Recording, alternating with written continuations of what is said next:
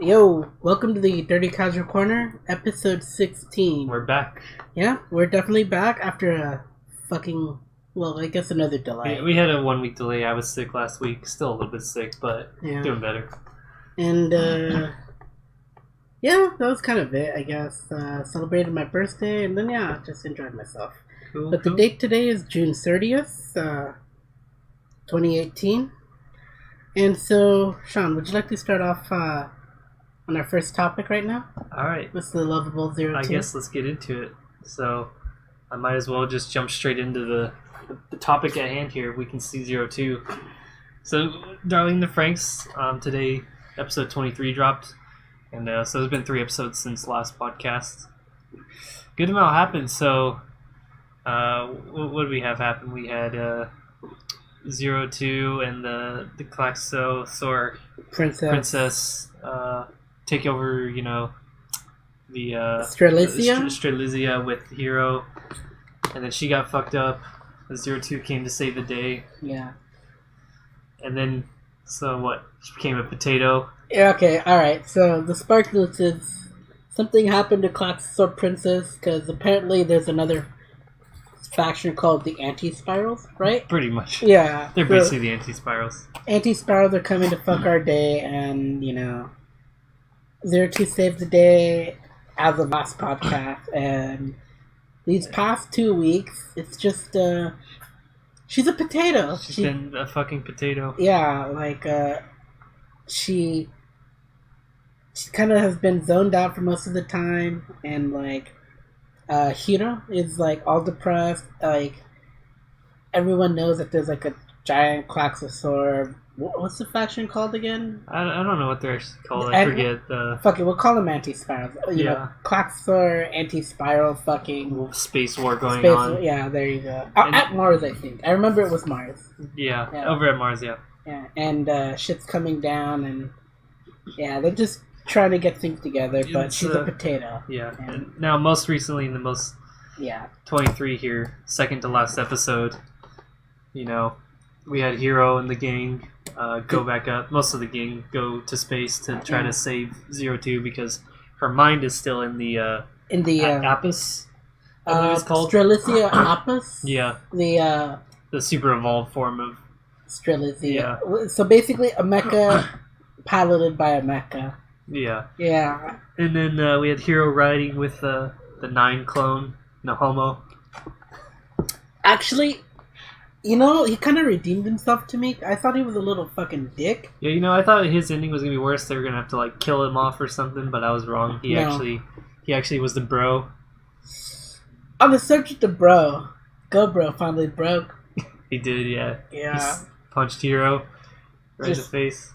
Got in his face, punched him. A lot of shit has happened in Franxx. But I mean, if you've been watching Franxx, there's a lot of drama. There's a lot of character interactions. And there's one more episode, right? Because that's it, yeah. So long story short, now 02 is a giant fucking mecha babe in space.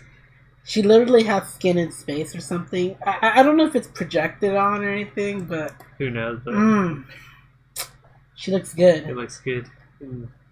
And so, I mean, if anything, it kind of looks like a wedding thing. Yeah, exactly. I think that's what they were going for. Is she looks like she's in a wedding dress in the mech. I've got to say though, I want to get on that model. Hop on and ride. Yeah. Oh, well, that too, but also build it. That's true. Yeah. Because they're already coming out with the regular Franxx models, so I'm assuming they're gonna make a big one. So next week or by next cast it'll be long gone and over. So I don't know, just some thoughts on Darling the Franxx. There is a lot of things I think about it, but one thing is that it's gonna end. Well, there's one thing about it that I like a lot about it, and that it's divisive, and that you can look around and there's tons of people that hate it and a lot of people who love it, and I think it's because it through a lot of themes and all these other things, kind of mixed a lot of stuff, did a lot of things that people didn't like, which I actually like a lot in anime because, nowadays when you look at anime, almost every single anime is going to be going middle of the road, very safe. It's not going to try to piss anyone off.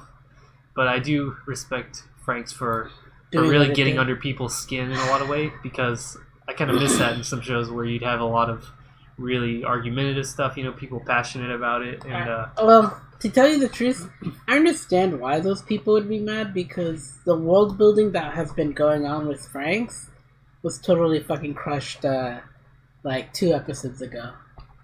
Oh yeah, it's gone. Yeah, so whatever you thought about it just totally doesn't mean anything, So yeah, right. It's just like, I understand why they're mad, but I was pleasantly surprised, and I'm happy for it. Yeah. But, so next week we'll see how it ends, and then we'll talk about it, and that's it. To pull Battlestar Galactica, I feel like it's gonna be a few thousand years, and then like they come back and they're gonna be the invaders, or perceived as the invaders. Oh, okay, so you got a conspiracy theory going on here. Okay, I guess. Or they're gonna be like, what was that fucking movie? No. Well, there's a movie where these aliens show up and like they're trying to communicate. Don't worry about it. It's not important. But I was thinking something like that. Okay. So what else have you been watching? So Persona 5, the animation. Again, I've said this every single time. It's just like the show, but it has been getting better. It's been actually switching up some things, like adding like the original show or the scenes. Game? The game, sorry. Yeah. It's been adding original scenes and stuff like that. Mm-hmm. Even adding some backstory to some characters, if you like, even just small like flashback scenes that weren't in the game, which is cool. And so I keep hoping that they continue doing better like they have been, because it has been improving, I think, episode to episode, and kind of expanding on the game and just being something different than the game. So before it was rushing and now it's kind of mellowing out? Well, yeah, it was rushing a lot, and it was just following step by step everything of the game. Mm-hmm. But now it's kind of adding some extra scenes, kind of slowing down, picking up some of the more small details, and it's been a lot better that way. So I felt that way about what was it, Gundam Unicorn, the show, compared to the movies. Right. That thing's only like 6 hours long, maybe. Mm-hmm. Just on the movies, and the shows just adds a little bit more. But, right. Yeah. So next on is Steins Gate Zero. I need to watch it. You do, but you still got. So I'm assuming next. Maybe this is already the halfway point, but I'm assuming next week will be what they do as the halfway point. Like maybe some kind of it is continuing the next season. They're not going to have a break or anything. It's going to be a 2-course anime, 25 or 26 episodes. So I'm wondering if they're going to do some kind of climax thing into the next half, or they're just going to keep it continuing. But or take a break and then continue, or no, I definitely know there's no break for this one. It's just going straight into it. But it's still been good. Like I said, if you like Steins Gate and you want some more Steins Gate goodness, that's where you go. Is it still in the same time slot? Because then it might be continuing. I haven't checked next season if it's the same time slot, but I'm assuming it is. But I have already seen that it is slated for next season. Okay. For showing next season, so. Alright. So let's see. Got some stuff that's finished here. So Shokugeki no Soma, Season 3, Part 2. But it's still not over. You don't see my arms up, but it is finally over, and I can finally binge the show. But it's not over. So you see, I'm a stickler when it comes to like movies where they do the whole, Harry Potter. What was it? 7 Part 1, 7 Part 2. I don't like that. Like, I'm just like, if they do something like that, and I find out, I catch wind of it, I stay away from it, and then I wait. It doesn't matter how long. I'll win. You may end up waiting longer, just depending on what they do, because there are still 50 or 60 more chapters in the manga to go that haven't been adapted, and they literally ended this on a cliffhanger, essentially, this season. But is this arc over? The arc just began, so a different arc finished and a new one began. That is fine. There's something called, like, it's a literary thing, more or less, but, like, if you're going to ever have a series, you kind of hint that there's going to be something further in the future. Right, yeah. And, I'm assuming that's how they did it. It was more than hinting, like, it's like 3 episodes into this arc already, and then they cut it off. Oh no, that's just fucking cruel. And then there's they're literally in the middle of the biggest shokugeki of their lives, the biggest battle, and they just cut it off after the first battle, and there's still many more to come. All right, so when are they slated for another episode? They haven't slated that yet, so it's gonna be at least a few seasons until we see more. Probably half a year to a year. Alright, so I guess I'm gonna have to binge it next season. Alright, we'll see then. Alright, but anyways, this one was really good. Alright. Like I said before, they've really raised the stakes and brought in a lot of new characters and stuff, which has been really good. Mm-hmm.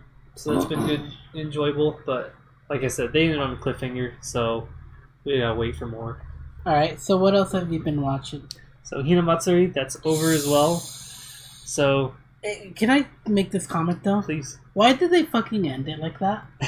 With the redhead? Yeah. I mean, they had so much. Like, I love the redhead. I really did. I like the idea that she's this castaway girl who talks to coconuts, and then like she goes to the mainland and learns Chinese kung fu. But that was what we had in the first episode. Pretty much, that was the first episode. We're back to that, and like, why? Like, this is such a shitty episode. Yeah, I feel like they should have done that first, and then ended with the mountain scene with Hina, where she gets rescued and reunited, and then ended it with something good there. But it's weird that they did that first and then did the redhead girl scene, unless they plan on doing another season. But I don't know. It didn't seem like it. Yeah, I know. I legit thought there was going to be another episode next week. It's over though. No, you see how disappointed I am? I'm fucking disappointed. But anyways, I think the show was great. Anzu is the winner of the Daughter Wars. I'm sorry. She's the best daughter. You speak heresy. It's Hitomi. It's not Hitomi. It's Anzu. It's Hitomi. Anzu is the best daughter of all time. I'll take it to my grave. Alright, you can feel that way, but why wouldn't you want a daughter who can make you drinks? She's already got a good social life going for her. She's got more money than you. But she's not wholesome. She's wholesome. She's not wholesome. She's wholesome. She's gonna end up being one of those. She's gonna end up being a fucking greedy, corporate, fucking. You mean like the bartender chick she works with? She's gonna be something like that, but in a more powerful position, Nah, I feel like she's gonna keep that like busy bee mentality, and she's gonna until she has the power. She's gonna gain Shangri-La, and she's gonna fucking retire. That's how I feel, I don't know, but anyways, Anzu, she's the real hard worker. She's incredibly wholesome. I admit she's great. She's the kind of daughter that'll visit you all the time. If she was my adopted... No, not adopted. If she was my stepdaughter from my... Okay, alright. Let me say this. If Hitomi is my daughter, and they're associated by Anzu through my wife, my ex-wife, I'd hang with her. I wouldn't care if she's like my ex-wife's daughter. My ex-wife's husband's daughter. She's that great. She's that wholesome. She's amazing. But... Hitomi's my daughter. Alright. I need someone to feed me. Well, at least we can have separate daughters then. We're not fighting over them.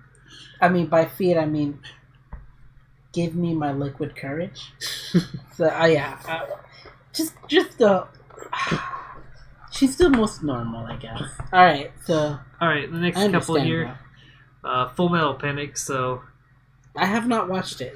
Ever. Again, this is a continuation from 10 years ago. Yeah. So it's kind of hard to pick up on, but anyways, the art style shows a lot, though. I mean, oh yeah, it's definitely the same. It's the same show through and through.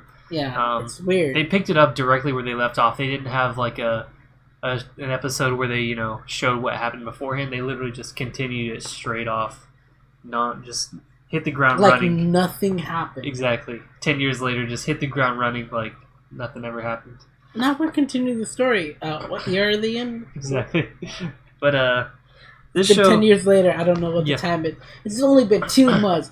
Holy fuck! This season's been amazing. It's been a lot better than I think I liked the second raid, which was the previous season that it's continuing off of, which is good because that was also very, very amazing.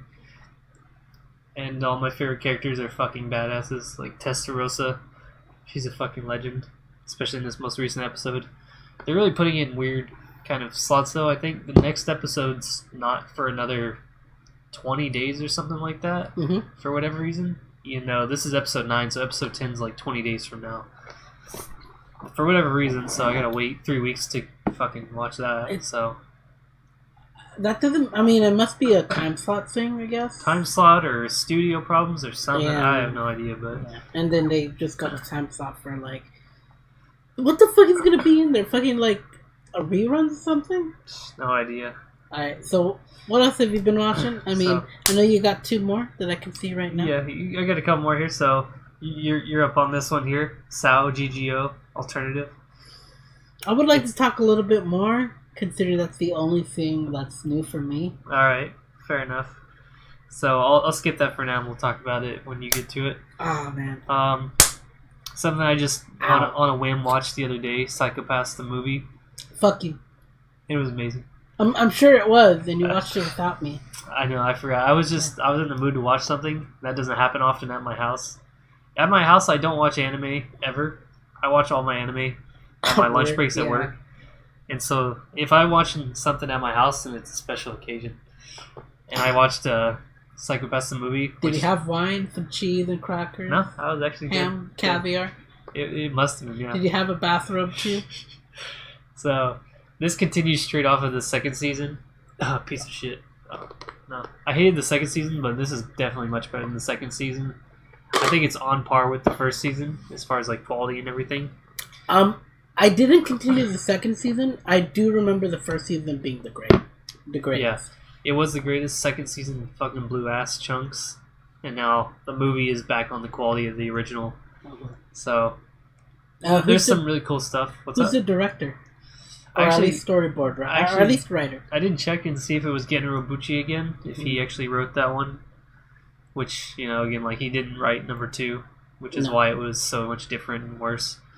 But, so if you liked the first Psychopath season, didn't watch or didn't like the second season, just watch the movie instead. You don't even have to watch the second season to understand what's going on. No references at all? It's pretty much just says, fuck it. There's a few small things, but overall it's pretty much straight from the first season. So not gonna break it or anything? No, absolutely not. Alright, that's great. And then last thing is non-anime related.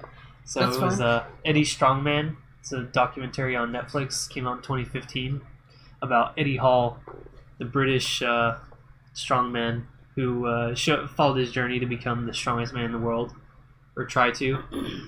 During the time in the documentary, he actually didn't get it, but I think just 2017 he became strongest man in the world and then retired from strongman stuff.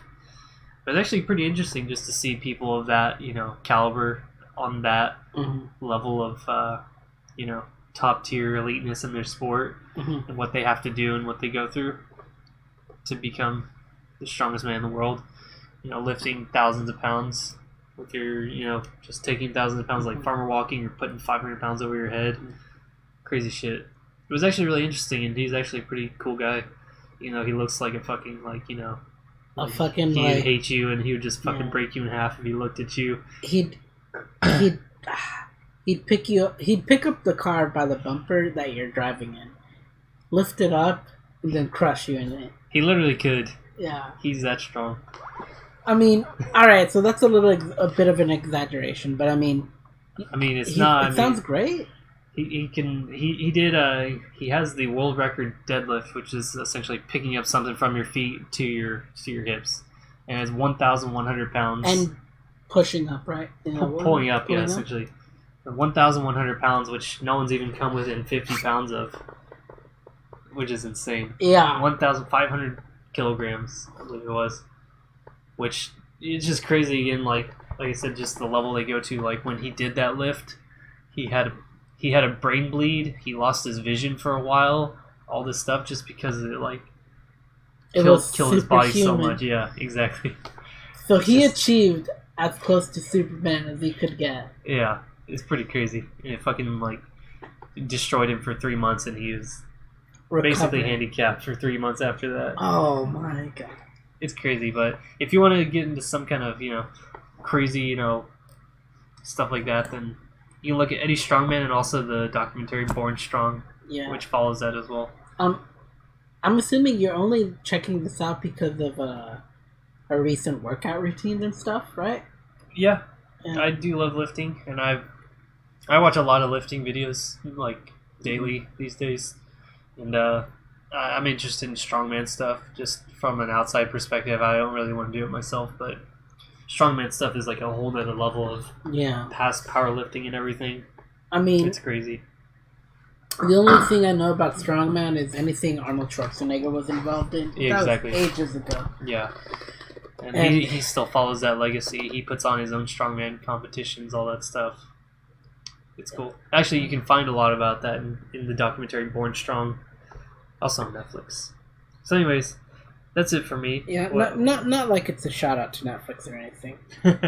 So you can go ahead and smash on yours. Alright, so I want to start with at least some of the stuff that I've been, that has been mentioned. I've been watching The Franxx. I'm on episode, I think, 23 or 22? Yeah, 23. 23. I'm on episode 23, and I watched Hina Matsuri. I've given my opinion on that. I'm on, right now, I guess I'll start on the next one. I just finished watching Isekai Izakaya. Okay.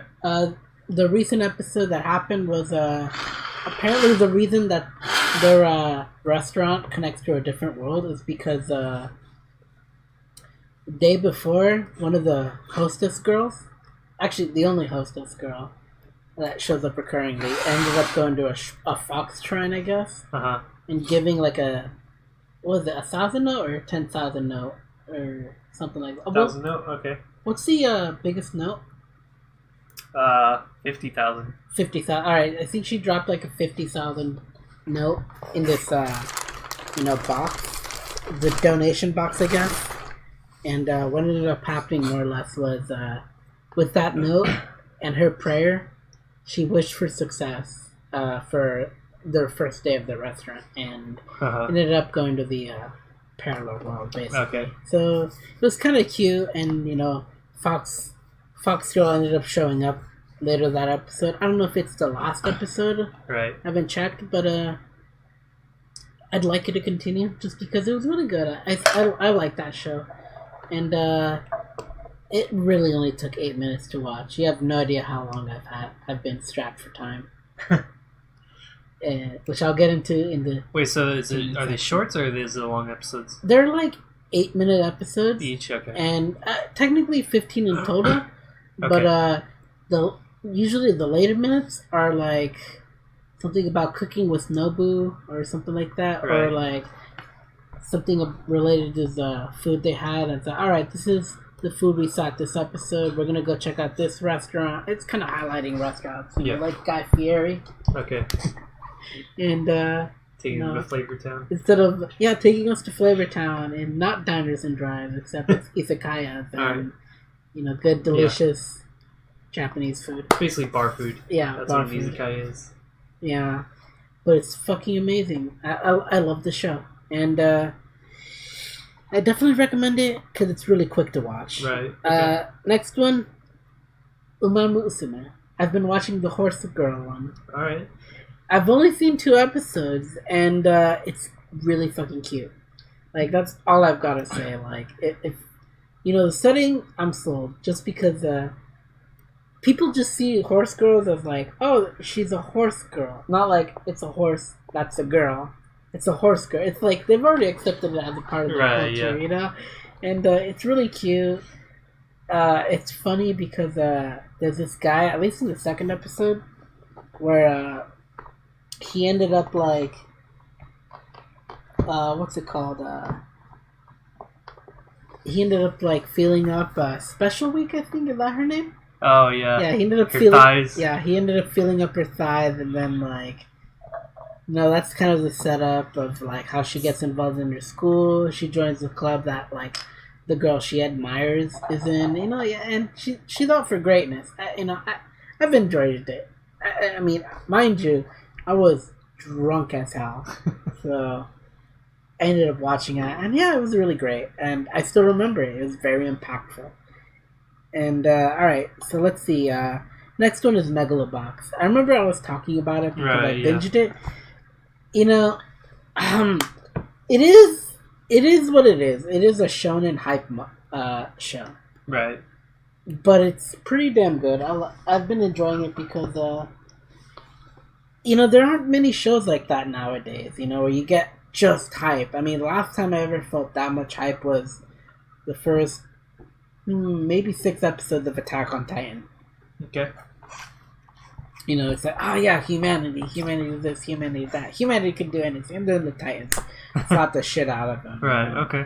So yeah, literally Megalobox has kept it going. And it's just basically evolved into a more... It's basically boxing at this point because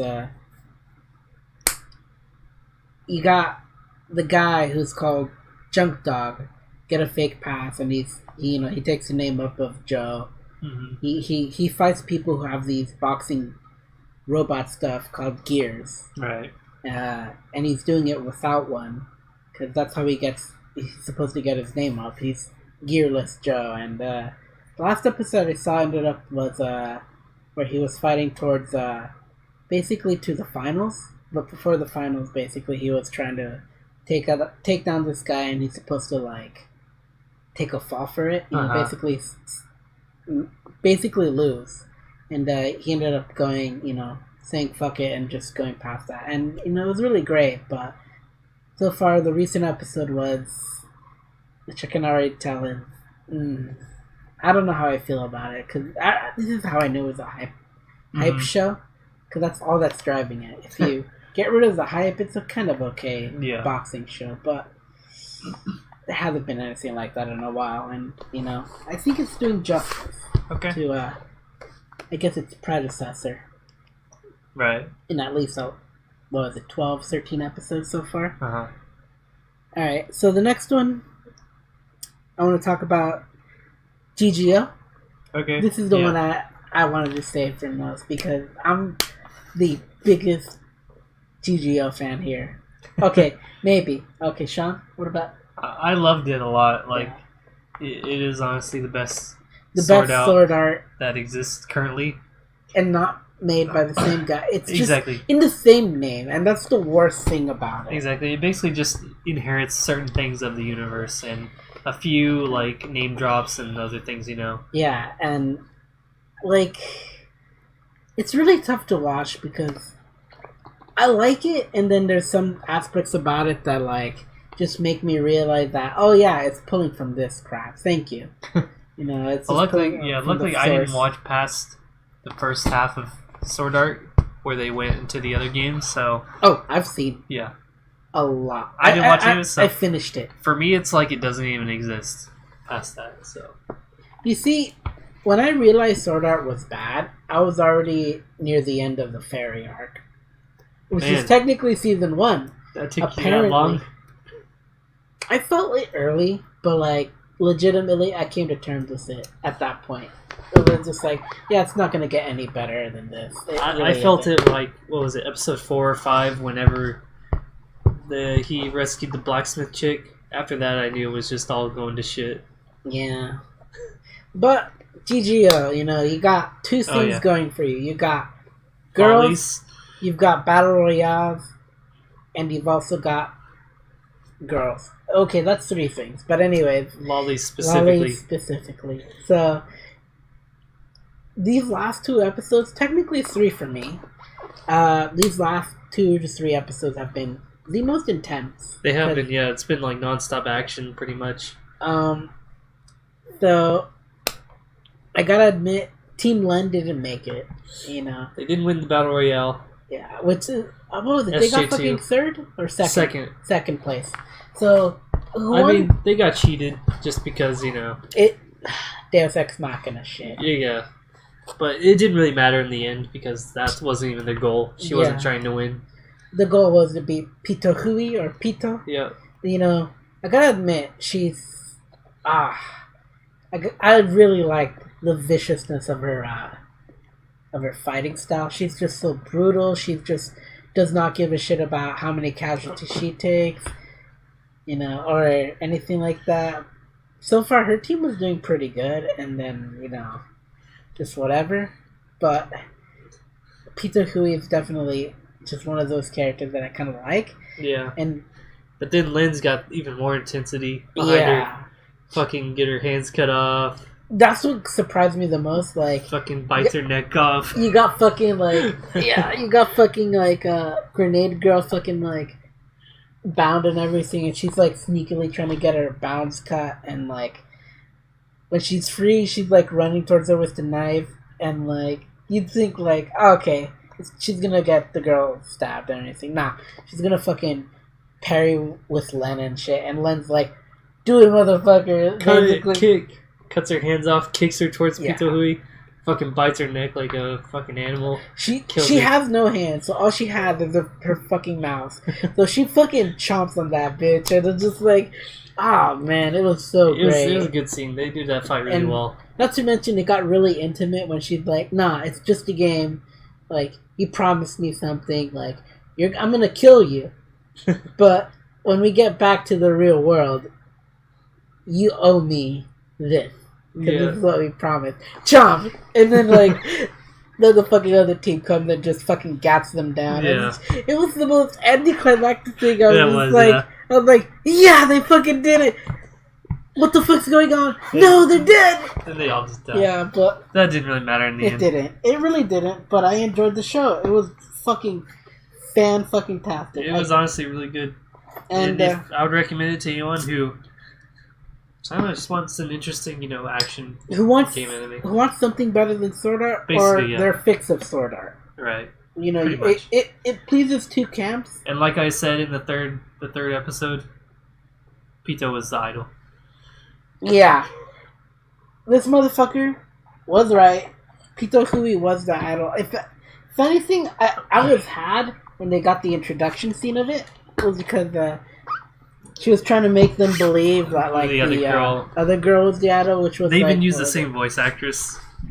The same voice actress who was voicing Pito in the game was voicing that girl. Yeah. So they tried to pull you, but and instead I didn't think it either. I was like, nah, this is bullshit. I'm like, it's gonna be the idol. It has to be. And then what I enjoyed about it most was they played me, but it felt natural because Len is yeah, thank you very much, Pito Hui. Yeah. And she's directing it to the idol girl. And the idol girl's fucking flabbergasted because she's oh, she saw through it. And when she gives the reason, it was alright, so one, I expected the real person would do something like this so that she could see from afar. And, all this setup to come here to this fucking backstage thing. Yeah. Was kind of what helped it. Yeah, I mean the letter. Yeah, and then the second one was the letter. Yeah, that was pretty much I thought what gave it away for me for why it was the idol. I didn't. The reason they made that huge letter to the idol, just to have to give all the information. Or I'm this tall. I'm this tall in real life. I look like this. Oh, and I played this character in the game. And I'm short in the game. All this really detailed letter. It's all right, it's her. Yeah. Okay. Let me tell you this though. That went over my head. I legit thought she was trying to vent out this letter to her favorite idol. It was probably supposed to feel like that, but I felt like it was a dead giveaway. I was like, all right, she's giving all this info, and then the idol's gonna use that info. You see, I had the opposite effect. I thought it was gonna be something like that, but then it kept going down, and I was just thinking, no, that seems too obvious. No, they wouldn't do something like that. And it was obvious. But it fooled me. So I didn't think it was going to be anything too complicated. That's why I stuck with it. I was like, nah, it's the idol. It's the idol. And you were right. That's why. Right. That's the whole reason why. Did we bet anything? I gotta ask. Did we bet anything? I don't know if we bet anything on that one. Alright, we'll let you know next podcast if we did, and... yeah. But anyways, so yeah. Good show. Good show. If you want your fix of oral, that show has it. If you want your fix of Battle Royale and oral of lollies, anything. It's got you covered. Yeah, it's definitely better than anything Kirito can ever fucking give. Exactly. Except for the Mother Rosario arc, but that's different. It's only 2 episodes. So anyways, what else have you been watching? And the last one is a Netflix show that I've been told to watch, and it's definitely gotten a lot of good things said, except I wish somebody told me it was only 4 episodes. Castlevania, the Netflix TV show. Oh, okay. It started off freaking decently, because when the first episode started, you get this fucking science girl coming in Dracula's house, and she's like, "Oh, you gotta help me out on all this," and he's like creeping up on her, and he's like, "What are you gonna do in exchange?" and all this stuff. She's like, "Bitch, please, you should learn some manners, and I want to do this stuff, and you're gonna help me out because I don't believe all this Dracula bullshit that I've been hearing about." And he's like, but you have heard of me," kind of shit, Yeah. And it was kind of cute. It kind of set it up really well to be a really good romance in that first 5 minutes of it, I guess. Something was happening there, and then had to start off as Castlevania. She gets burned as a torch as a witch by the church, and Dracula's fucking pissed off, and then he sends his hordes of fucking demons within a year, basically. He's like, "Alright, you got 1 year to get the fuck out, or else you're gonna die inside Wallachia," which is his territory, basically. Oh yeah, Wallachia, over by Transylvania and Poland. Yeah, more or less it's there. I do know that. What got me surprised about this show was the amount of gore. There's some parts of it that I just look at and I'm just like, it kind of plays out like a Mummy kind of thing. No, like an action Hollywood thing. There's some parts where it's just like ass pulley. Right. Like some of the action pieces are clean. I gotta admit, it's clean, but when you throw you knife someone, you grab the spear and you throw it at an archer, you don't expect them to fucking shoot the other archer, right? And that'd be the end of it. Right. But whatever, it's just go along with it. Whatever. It was really good, and so fucking within a year, Dracula's fucking sending his demons out, fucking ripping babies apart. I kid you not. It was insane, and I was sold on the first episode. I mean, that's what the original story was with Vlad the Impaler, Yeah. That's why he fucking killed babies and all this shit. Dude, gnarly shit. To see it okay, yeah. Let me say this. If this would never have had a time slot on cable. Oh, no, that's why it was only... only Netflix. Not online only. Yeah, which was amazing. It was just totally... It blew my fucking mind. It was fantastic. And it's pretty good, I gotta admit. For 4 episodes, it's really enjoyable. I definitely recommend you watch it. But it's only 4 episodes, right. And that's the problem. They are going to come out more, so if you want to wait, then wait for that, but... It's only 4 episodes, and they're calling that a season? Come on. Fair enough. But it's really well animated, and it's got high praise for me, despite the fact that I'm bitching about 4 episodes. Alright. It's got high praise. Fair enough. And that's all I've been watching. Alright, so I guess let's bring it in here. Let's see if these can clink. We've got some plastic cups. Plastic cups for the beers. Actually, grab the bottles. Grab the bottles, yeah. Grab them, boy. Alright, there we go. Alright. Alright, I've got mine here. You've got yours there. Alright, so now we're going to playing. You mind if I start this one off? Please. Alright, so there's only one game I've been playing, and there's probably no surprise to any of you guys at this point, right? If you know this guy here, then you know what it is. I've been playing Destiny 2, and I've been hating every single moment of it. Okay. I've only been playing Destiny 2 for seriously, this entire week. But I was just kind of more or less trying to watch anime last week, and then it turns out this week there's something called faction rallies, which is basically three factions going up against each other. You pledge to one, and at the end of this week, whoever has the most pledges and grind gear stuff, whoever has the most of the most, is gonna be like the winner and all this shit. So it's always Dead Orbit. I kept bitching like last podcast. It's gonna be Dead Orbit always. But this time, the reason I'm pledging so fucking hard on it, the reason I worked so hard was because I had to go New Monarchy, which is one of the factions that I don't go for. I go Future War Cult. They're the guys that are most OG, I think. But I had to do it I had to go New Monarchy just because I have something called Sweet Business, which is a Gatling gun.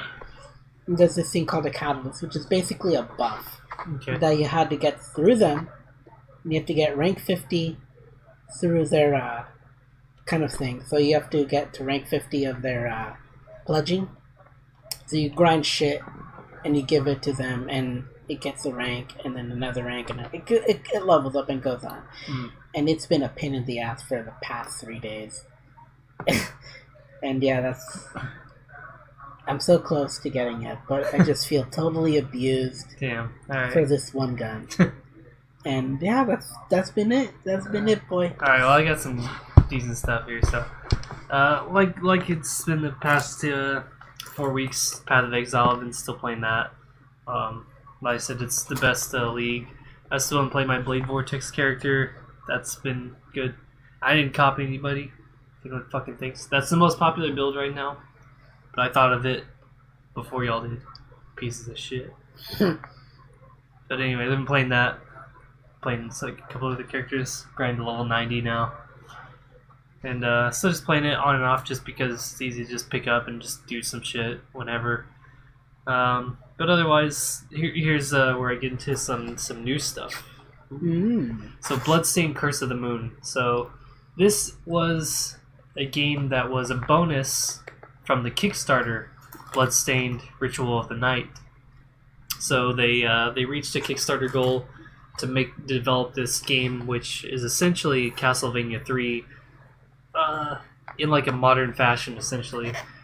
And this game fucking plays like an old retro Castlevania 3, which is fucking amazing. It's not even like they try to copy, they straight up plagiarized, but it's fucking amazing. Now, if you know anything about Bloodstained Ritual of the Night, the Kickstarter, it is what's it called? Run by Koji Igarashi, which is the original creator of Castlevania, basically the fucking the father of Castlevania. And so he's been running this Kickstarter campaign for the past few years, which I backed. And so I got this game for free as a bonus for backing the real game. And I played it. So like I said, it plays essentially like Castlevania 3, but really more modernized on a bigger engine with extra stuff. But it feels exactly like the old NES Castlevanias, just a bit more modernized, and it's fucking amazing. Like, if you should just buy it if you haven't backed the game even. It's like $10 on Steam, and I think it's on every single console. I think it's on PS4, Xbox, and Switch. You can get it anywhere, and it's an amazing just 2D like action platformer game. I beat it 6 times, and every time you play through it, you can play through it on different modes, and also you can recruit different characters, because the gimmick with Castlevania 3 was that you could recruit characters and you could switch between them at any time while you're going through the castles, and they all had different like jump heights or abilities. And the same is with this game, where you can, after certain bosses, you can recruit these characters, or as the main character Zangetsu, he can fucking kill them and gain their powers, and you can make like an ultimate main character and just go through the game like that. Or you can kill some of them and recruit some of them and just play through the game entirely differently every single time, which is really cool because you get a different playthrough every time. It's a pretty short game. My first playthrough was maybe 3 hours, and then on my 6th playthrough it was like down to 1 hour through the whole game. But it's amazing. Buy it for $10 or whatever it is. Check it out. The next one is Fury. Fury or Furry? I know what you're thinking. It is pronounced Fury, but with an I. F-U-R-I. Now this game is literally the Afro Samurai game that Afro Samurai never got, as I would pitch it to somebody. So if you know anything about Afro Samurai, it's about this lone wanderer who has to fucking kill all these people to get to his goal, essentially. It's actually about him breaking. It's about him wearing a headband that makes him the target of everyone, and him being the only guy to challenge the number one guy. Right, yeah. Basically, so Afro Samurai got a couple of really bad games. Afro Samurai 2 got pulled off of shelves because it was so bad. Funny enough. But it did, yeah. I actually researched that because so what I figured out is this Game Fury was actually designed. All the designs were made by the creator of Afro Samurai. Boss designs, character designs, level designs, everything was by the Afro Samurai creator. And so it really brings off that fucking anime vibe to it. And the soundtrack is by like Toxic Avengers, Carpenter Brut, people who did stuff on like Hotline Miami. So it's like this hardcore, intense like techno stuff. And you're in this futuristic world where you're a prisoner and you get broken out, and there's 8 guardians that you have to kill to break out of prison. You don't really know why. You just know that killing the jailers is how you become free, and you slowly learn like parts of the story as you go through it and everything. It's done really well, and basically it's just a boss genre game. The only thing in the game to do is to kill these bosses, and they're fucking intense. Like every single boss. Afro Samurai intense. It's like that, yeah. It's basically like the anime where every single person that he fights is just this whole like different world. Every boss you fight's in a different like biome, essentially, off of this like prison island that you're in, and you just kill all of them, and it's fucking badass. Like it feels fucking anime as hell. It's probably the most anime action game I've ever played, like way more so than even Platinum games have pulled off. Like the way they do camera angles, the music, like how the fucking bosses like taunt you and just like, you know, shit talk you the whole time. Like how the music just goes in, like it's amazing. And like I said, all the designs are made by the anime creator. It's a good game. You can get it for like $20 on Steam or Switch. I haven't seen it. PS4 or Xbox. I haven't seen it on either. You can get it for all 4 platforms. But check it out because it'll bring you in, and if you want, it's a hard game. I'll say that for sure. It's not easy, and it doesn't pull any punches. It's a fucking hard game. But I love the fucking way the story goes. I don't want to say anything about it, but the way the story plays out and what you actually do and how you make your choices at the end, it's really cool. So fucking play that, Fury. Okay. And last but not least, Portal 2. Now, I didn't actually play the single player. I bought it on the Steam sale. Thank you, Lord Gaben. For $2. Are you ready for... How'd the song go? Are you ready for a miracle? Are you ready for a miracle? Yeah. Alright, so yeah, seriously. So it was 90% off, so I got it for $2. And so you survived the battle of Wallet's Deep, I'm assuming. I think I've spent $60 on this sale. I've gotten 4 or 5 games. It's pretty good. Dang, I've only spent 20. I bought a few things. Some other things that I'm going to talk about on a different cast. But, so Portal 2 is one of them. Me and one of my friends got it. And I played through the co-op with him. It was actually pretty fun. He hates puzzle games. He hates platformers, which is essentially what that game is. And he actually enjoyed it. The co-op is done really well. And if you like puzzle platformers, then Portal 2 is an easy one to get in. You'll get a good like 4 or 5 hours out of it, probably, or maybe like 3 or 4 out of the co-op campaign. And then there's also a single-player campaign, which is actually completely different than the co-op version. Alright. So you get a good amount of content. And like I said, Steam sales until I think July 4th. You can get it for fucking $2. So yeah, so dirt cheap. Literally dirt cheap. We just picked it up on a whim. Like, oh, it's $2. Fuck it, I'll get it. And anyways, that's it for me. Alright, so let's bring it in. Let's bring it in. Bottles. Let's get into our shortest segment of all time, of course. Alright. Usually our shortest segment, reading.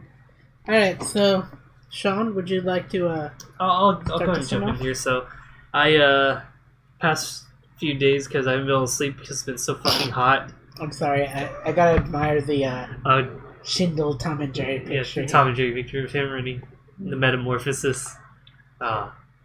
Yeah, trust me. That's your face when you actually read it. Yeah, really is. Alright, so please, get into your reading. So yeah, segment. it's been fucking getting hot. In Santa Barbara, people don't have air conditioning. So when it's hot, you just suffer. And so I've just been laying in my bed when it's too hot to sleep, and I've just been reading some Fire Punch. Delicious Fire Punches. So this manga definitely subverts all expectations. You think something's going to happen, and then something just completely different just blows over your head. This is one I brought up a few podcasts back, maybe 2 podcasts ago, where, like I said, there's like a world covered in ice, and there's famine, there's all this starvation, all this stuff. And this is about the guy that can heal himself. Yeah, exactly. Right? He has regeneration powers, so in his village, he was cutting off his limbs to feed his village and regenerating over and over. Mm-hmm. A guy came, thought, oh, you guys are fucking cannibals, burnt his entire village down, including his sister, which was his only closest family. And except his regeneration powers are too good. And this guy's fire only goes out when someone dies. Mm-hmm. And so he's literally on fire forever, just burning while he regenerates. Quick question can I ask? Yeah. If he punches something, does he pass on the fire? He does, actually. That's one of the big things of the manga. If anyone even touches him, the eternal fire gets passed on to them. So they'll die no matter what, if he touches them or punches them, whatever. Which is part of the name Fire Punch. But yeah. They brought up this fucking... he made a monster. This fucking amazing... incredibly insane character also recently, which she used to love movies back when the world was normal. Mm-hmm. And she also has regeneration powers, so she's lived for a few hundred years. That's why she knows about movies. And now she wants to fucking kill herself, but she can't die because of her regeneration powers, but all she wants to do is watch movies again. Mm-hmm. And so she starts to try to make her own movies. And what kind of movies? And now she adult movies? Anything, yeah. Anything. She's crazy like that. When she comes across some dudes about to rape like a little 13-year-old girl, and she starts filming it, saying, no, keep going. I need this for my movie. I need this kind of scene. That kind of shit. Like, she's fucking batshit insane. That's because she really loves the movie. But then she goes, alright, well, I'm going to fucking kill all of you. And then she takes the little girl and makes her the cameraman for her movies instead. The one being assaulted? Exactly. Oh my And God. now, so they're following around this guy who's, internally on fire. And she's like, now you're my main protagonist for my movie. And now she tries to follow him around and actually tries to sabotage him. And, like, sells him out to his enemies to try to make good action scenes and all this shit. Oh it's fucking insane. Like, there's just so much shit going on in this movie, or in this manga. But it's brilliantly done. And if you want a manga that just kind of just throws all this crazy shit at you, but stays interesting, Fire Punch is pretty cool. So that's all I have for my segment here. And, all right. I know you've got some good books in front of us. I've got a few. I mean, I got these on a whim for my birthday. One of them was mailed, and this one I'm passing it right now. I got the second and third volume for it, but... Oyasumi Poon Poon. Yeah, I've been reading Goodnight Poon Poon. And by reading, I'm probably maybe... Give me a second. It feels nice. I like the way the book feels. It's got a nice texture to it. It really does. I trust chapter 24. Alright, 1.5 chapters in on the second volume. So literally one chapter read and half a chapter read. It is really depressing as hell. I kid you not. Oyasumi Poon Poon is one of those ones that just tears your soul away. Yeah. And I was recommended this manga by one of my friends because they thought I would really enjoy it, but it really destroys your soul. And I have no idea why. I read the first manga and was like, oh my god, this is so relatable. Oh my god, I need more. Just so I could feel like shit. Yeah, you do. You feel like shit every time. But it's a really good read. It is good though. It's definitely one of those really good mangas, but it's so just dark. And I can never see an anime for this happening for it. No. I mean, if I ever could say I ever saw an anime for it, they're dead. The directors, the guys that would have been responsible for it, are dead. Right. Yeah. So Paranoia Agent is out of it. Right. Yeah. So next one though, I will be passing around to my friend Sean, an elder sister like one. The second volume here. Second volume here. Of Pochi Goya, the elder sister. Ida Pochigoya? I don't know where the Ida came from. It's just kind of weird because his he goes by Pochi, and then his circle name is Pochi Goya. So I don't actually know where the Ida came from. Ida might be his first name, and Pochi might be... But on Twitter he goes by Pochi. By his artist name he goes by Pochi, and his circle name is Pochi Goya. His first name might be Ida. Maybe. It could be, but yeah. He's just known by first name. But anyways, this is Aninarumono in Japanese. Aninarumono. Uh-huh. An elder sister like one, or technically the full name would be an elder sister with 1,000 young. Well, it's more like it's like elder sister story is the literal. Aninarumono. Yeah. Okay. All right. Well, that translation. It's like becoming. It's like. Let me see that page. Nice. It's all nice. So the art is really amazing. I mean, you can find doujins of Pochi. His stuff is amazing. He's one of those top tier artists on the level of like Sasumori Tomoe. Yeah, and he made a manga literally safe for work. Exactly. Would you consider this safe for work? Well, I guess it depends on your coworkers, right? You know, it's like who's your boss. Yeah, would your boss be cool with It depends, Yeah, sometimes you get a boss that like watches ecchi stuff, and then sometimes you just don't have a boss like that. Give it to the one that likes ecchi stuff, and he'll like it. Yeah. Yeah. Beautiful. The art is great, and it's really whimsical. The manga is really whimsical. It's really slice of life-ish, besides the whole fact that, it pretty much is, yeah. Yeah. Besides the whole fact that it's based around an elder goddess thing that is a human-looking girl with tentacle hair. Right. Yeah, I mean, and also you can find a non-safe for work version on your local, hentai websites for doujins. There actually is a version of the manga, same story and everything, but has sex scenes included. And trust me, you'll be thankful for them because. I was reading at least 3, maybe around 5, and it's still relatable to the second volume. First to second. Yeah. So, like, it's just like, oh yeah, I saw her in this scene in the manga. Yep. There it is. There it is. And yeah, it's definitely enjoyable.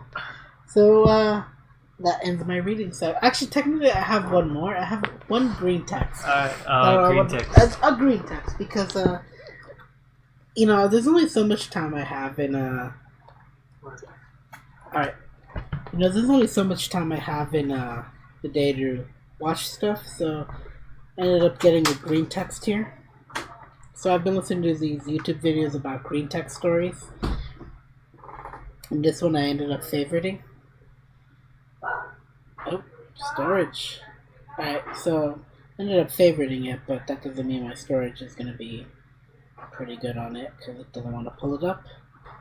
Alright. So it ended up being the story of Private Stuart Little. So basically the sparkness of it is this basic trading thing happened where like this guy ended up shooting a mouse kind of thing in his trenches thing.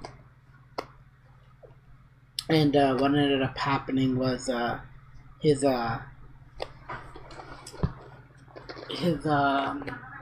God, I gotta remember what it was, but I think his sergeant ended up finding out, and he's like, "Oh, you shot a rat," and then like ended up escalating to this whole thing where like he's getting this whole platoon going on for a funeral on on the fallen Private Stuart Little,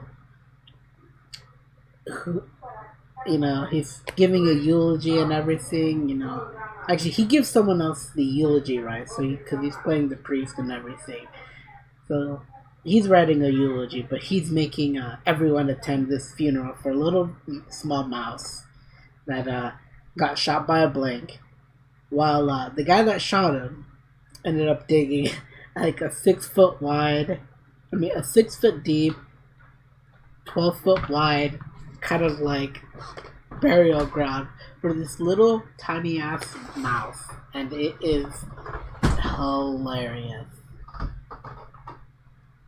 It is absolutely hilarious because this is just like basic training stories, but apparently this little fucking mouse got shot in a blink, and then like the fucking sergeant was like, "What? You fucking shot a mouse?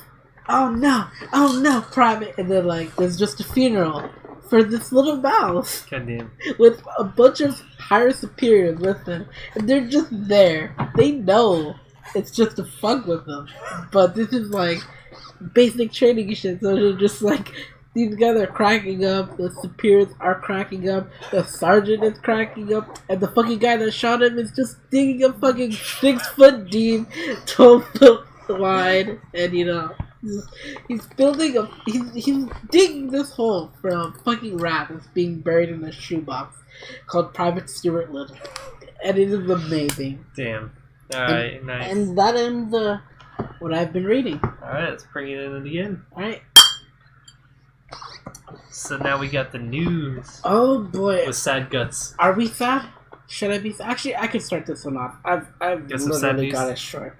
I'll start off with the worst one I have. Okay, what you got? Alright, so the worst one I have.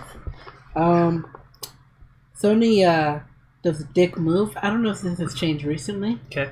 But Sony Fortnite players are locked from the Nintendo Switch. Oh yeah, I heard about console locking, yeah. Yeah. I think that's still going on. It's still going on? As far as I've heard, yeah, your account is console locked. Whatever account you started on, you're stuck on, or whatever console you start on, you're stuck on for Fortnite. Yikes. And that is total bullshit, I gotta admit. I mean, that is sad news. I mean, I played Fortnite for a little bit. I'm not too seriously, but I mean, it sucks that you're locked out from your multiple consoles. Right. Specifically the Switch, I guess. Yeah. Yeah, But, it's kind of shitty. Like, it definitely, like, just kind of... It feels, like, pointless, Yeah, and, well, it's not the worst thing. To give a little good thing right now, Monster Hunter Worlds does have a new monster coming out. I still have it. When PC release should be soon, I think, right? Is it, like, September or October? I don't fucking know. Don't worry, I'll be playing it soon. Alright, well, there's a new release date for it, and I'm just trying to figure out. I believe the release date for it is going to be...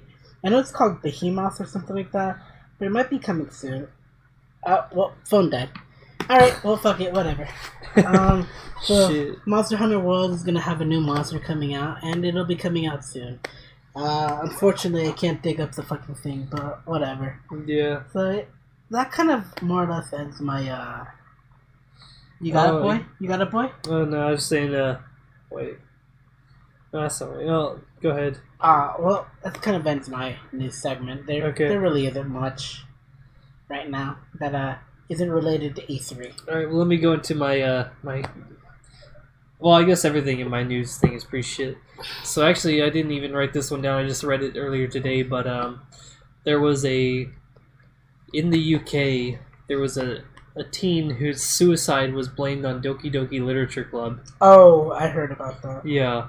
So apparently, this kid, like 15 or 16 years old, something like that. He had read it, but they had essentially blamed his entire suicide on the visual novel. Yeah. It's it's not the parenting, it's not anything else that goes on. It's always just... It's not his bullying or anything. Exactly. It's always just something to do with, a video game or something like that. Again, it's a fucking, book. And again, this is a classic thing in bad parenting. if you're a parent, fucking put Steam parental controls. You can actually limit everything your kid does on Steam. And pretty much every single platform has parental controls that are like strict enough to stop all that kind of stuff nowadays. Yeah, like, I mean, it takes some technical know-how for some, but I mean, I think Steam is really streamlined.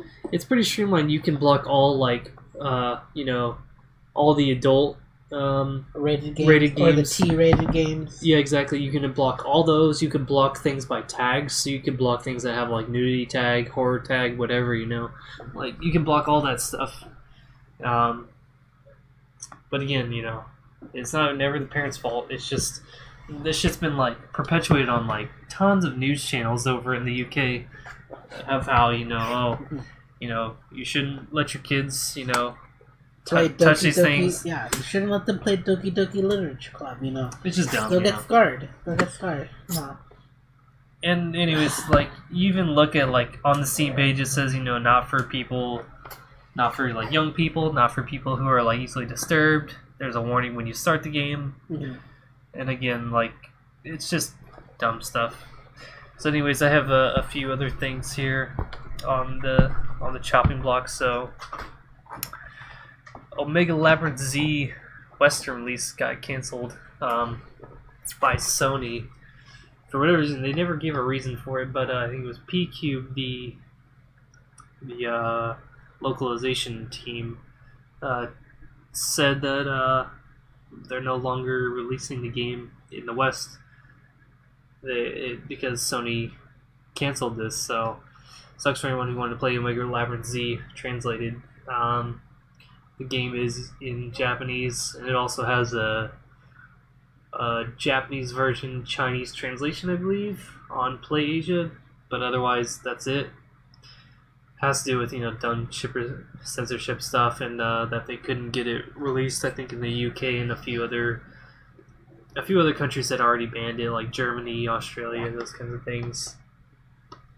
Which I was actually kind of looking forward to looking into that game because it looked like dumb fun, but we won't see that game coming anytime soon, unfortunately.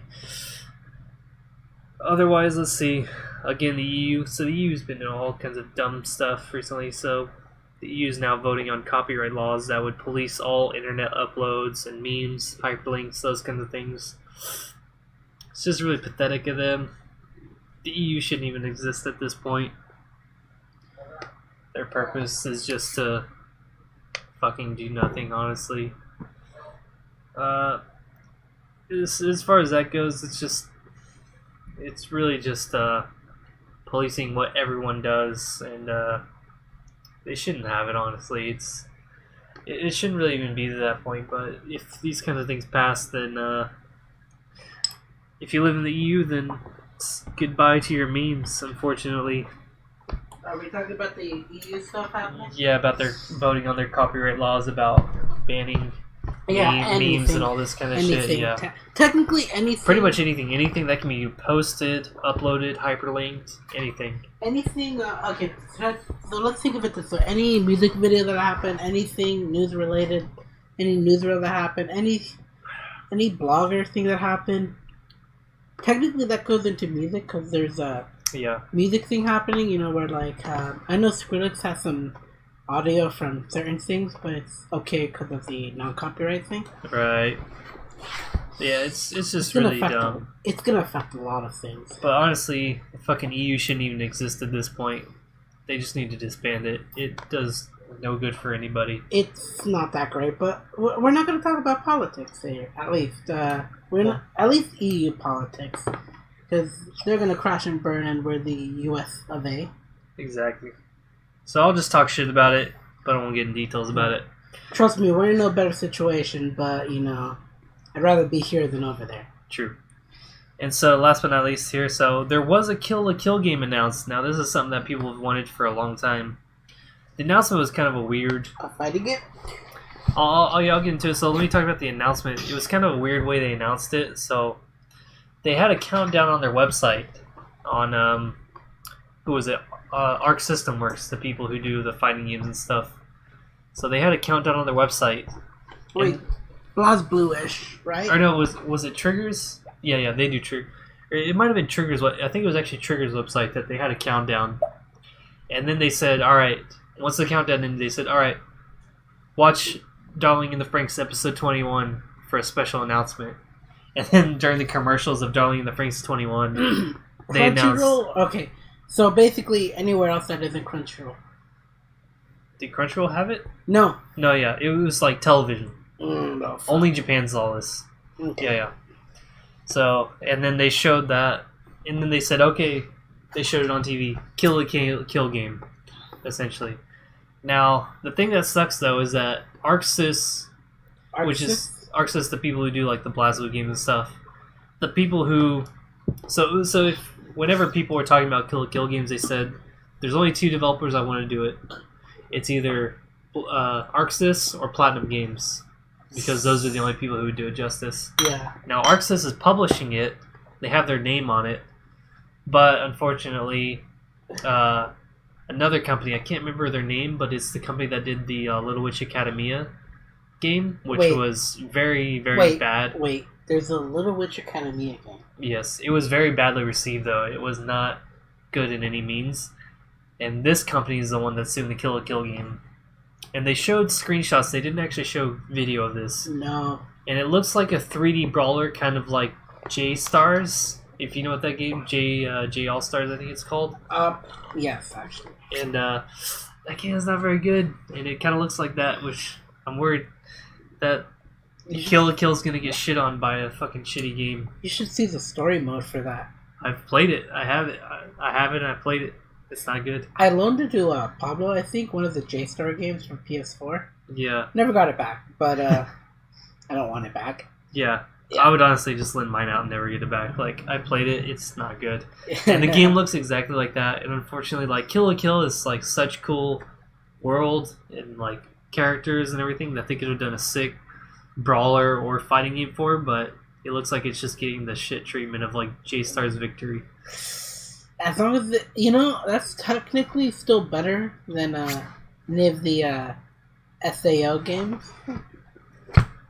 Those honestly look better than, like, J-Stars. They look better. Trust me, no. They don't feel better. They look better, but I haven't played them, so I can't. Alright, let me tell you this. The latest one, Fatal Bullet, right, has a fucking mode after the one you do called Kirito mode, where you play the original story of the anime as Kirito. Okay. Got it. You hear me out, man? Like, alright. This is Reki Kawa. Okay, alright. Let me get out of this. That's a different thing. I'd rather play Jump Ultimate Stars than Fatal Bullet. Alright. Fair enough. I do want to play Jump Force, though. The one... Well, actually, we're going to get into that now. Let's get into our next segment, boy. Let's bring it in. Are we going to talk about... The big event that one? just passed over here. Alright, hold on. Well, get ready. Alright, so, what's our next one? So what just happened in the time that we were gone? A week and a half ago. It was E3. E3. I wish we could have photoshopped E3 underneath the blackboard. No, whiteboard technically. Whiteboard. Now let me ask you, before we start here, did E3 make your dick hard? Actually, it didn't up until Nintendo. I feel pretty much the same. Alright, so let's get into it here. So It kept teasing me. Okay. Maybe it could have gotten a little twitch. I felt the same way, where I was like, "Oh, maybe. Maybe. You're touching the right buttons, but you're not. You're not committing." Yeah, exactly. Yeah. So let's get into it. I'm gonna do this in chronological order of how these played out. And I shall join you with it because right. I didn't make any notes for it. Oh, your phone's dead anyway, so my phone is dead, but I have it in my soul right now. All right, so about E3. So we actually in the last podcast already mentioned E3 because they actually started there. They started on that Saturday of that podcast that we did 3 weeks ago with EA. With EA. Now, I honestly didn't even write down what they did, but it was a few sports games, and I honestly don't remember what else. It was just a bunch of fucking nothing. A few sports games. I guess you got another Battlefield.